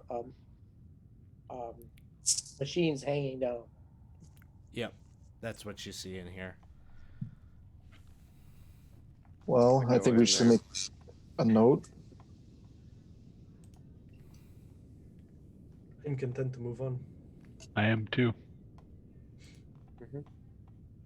No instigators in this group. No, not on this one. No, I don't want I'm here at this moment as This- a floor. There is mind Yes. flayers As everywhere. we hear, This yeah. just looks like robot Hellraiser. I'm good. So you power move them up. up. We're freaking out. I mean, we hear sounds of things running in the hallway and stuff. Like we're like, ooh. Yes. So, what would you like to do at the intersection? You got a number of choices there. Which way was the door open for again? Was it one of the colored doors, or was it just the ones? The one that's open is the one right here. I'll send the dog. You want the dog to go and take a peek in there? I'm not going first. No way. I'll pop some lights in there. Sounds good. So the dog kind of moves up and takes a peek. And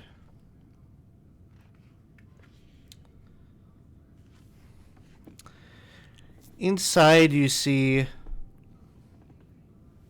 a pair of metal daises that sit in the center of this broad chamber.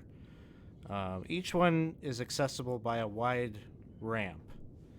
One of the daises is bare, but atop the other, a 10-foot long oval metal chariot of strange make. It bristles with a number of rod-like protrusions and floats just a few feet above the top. Stout, black, oily cords dangle from the ceiling and are connected to the metal chariot. At one end of the room is a small altar with a number of glass plates set into the wall above it. Images seem to flicker and dance on some of the plates, and a number of them have smears of blood, as what kind of appears to you. There's an image, real quick, I'm going to pull up of this room. This is what you see. Get that puppy. Huh. Oh. That seems totally normal. Lucy, where are we? Lucy says this is a maintenance bay for many of the robots that are about on the ship. And she points up at that large apparatus, and she kind of is pointing out some of the things that are kind of hanging off it, and she's describing, like, that is to repair the, faulty motivators and all sorts of technical babble that she's, it doesn't make any sense to you, but she seems to kind of understand how this machinery works. And she's pointing all that out. And she kind of shows you, they load up a robot to go and stand on this dais, and then this apparatus would come down and kind of fit right over one of the robots and start to fix the things that need fixing and make simple maintenance repairs. Huh. Okay. In that case, I mean, we could have. What was that other room? The one right before this one. She tells you that she doesn't really know what that room was all about. She said it looks kind of similar to some of the things I've seen up in the medical bays before. But she's less sure of what exactly that is. Okay. And as you're kind of talking to Lucy, you start to see the screens, those screens where the blood splatter is, they all kind of light up, and you see little scenes are kind of popping up on each of them. I'll go look at them. We recognize any of the from where any of the scenes are? Yeah, they're all your bedrooms. And you're all laying in your beds. Maybe it's a recording or a scrying from the night previous. But Well, that then. Okay. This isn't creepy at all. William? There is a degree to which this makes it a little better, though. Because if they're watching from here, they're not in my room. Oh, hey, that's one way to think of it. Yeah, but this is a recording. Yes, I mean that's bad. They have looked, they've watched us, and they have. All of this is bad, but they were not actually there. I find a sort of comfort in that. you notice that each of them seems to zoom in a little bit. Like there's like the scene like kind of blinks out, and then when it comes back on, the camera is just like a little bit more zoomed in on you. And all of you are represented on these screens. We'll look around Do for I the sleep with my mechanical mouth eye open? things. I'm sorry. What did you say, Chris? I'm gonna look around for the mechanical eye things, cameras, that I saw earlier. You're looking around and you don't see that particular, like a camera, that device, that scrying device that you saw earlier. All of the screens blink out again and are a little bit closer. Now they're kind of like panned in so that it's just the bed and each of you laying in them. Is there any sound associated with it? Mm-mm. It's just video. Yeah, there's maybe like kind of like a low hum just from the machinery, but not But like there's no you sound snoring from or the anything rooms. like that. Okay. Yeah, no. Then it blinks out and it gets a little bit closer. Now it's like a little bit more zoomed in on your body. Your body parts are kind of like off screen. It happens again. It's focusing in on your faces, each of your sleeping faces, and you can see each of you kind of showing the signs of disturbed sleep and restlessness. From my, I'm gonna look at maybe another screen where someone else is looking at.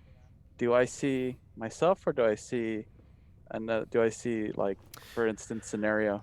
on the other You screen? see scenario. Scenario's Okay. probably looking at his screen and Okay. Oh others yes, are. of course. I did not think I would ever get tired of looking at myself, but there might be a limit. So as it's You like get- me. You get the impression that as they get closer, our dreams are getting worse. Like the Not necessarily Yeah. like that, but your sleep was not good last night. So watching yourself turning and kind of shifting about in mid sleep is not surprising to you. oh, I didn't know if they were getting more intense as the camera zoomed in closer and closer. Camera blinks out again and is like real tight on just your face. And each of you notices that upon your cheek is this little purple slug or something that is inching its way across your cheek and is making its way right to your ear canal. And you watch, it's got these little kind of like tentacles that latch onto your ears, and it seems to latch on and kind of pull itself forward. And as it does so, it starts to real snug start to move its way into your ear hole. And you can see your bodies like kind of like are aware that like something, you're kind of swatting at your ear, scratching, but you don't wake up as you watch this thing propel itself inward. Oh, I'm going to Yep. assume that this is another vision. It is not real. This did not happen. No, no, I did not. I start going after my ear.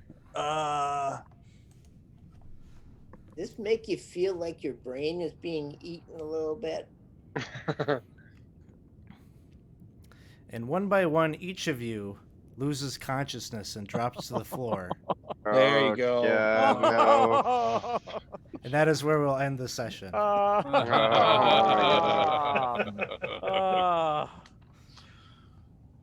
Oh. Then the next team will have to rescue us. Or we'll have to eat their brains. Yes.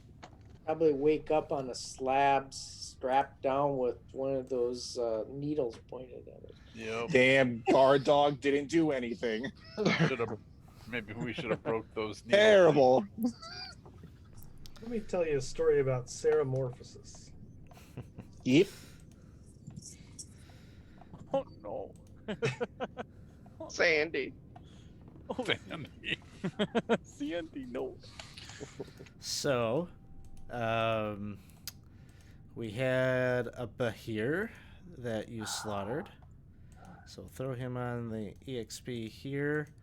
It's our last heroic endeavor of Oh, our adventuring careers. I see. I'm just looking at the picture. The picture just came out. Nice. Oh. Yep. I thought he was going to be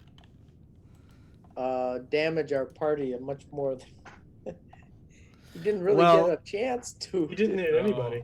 Yeah, No, there he was would have been stunned the some whole time. there would have been some interesting consequences if he had not been stunned and had done something. There would have been some interesting things that would have happened that I won't maybe say quite yet.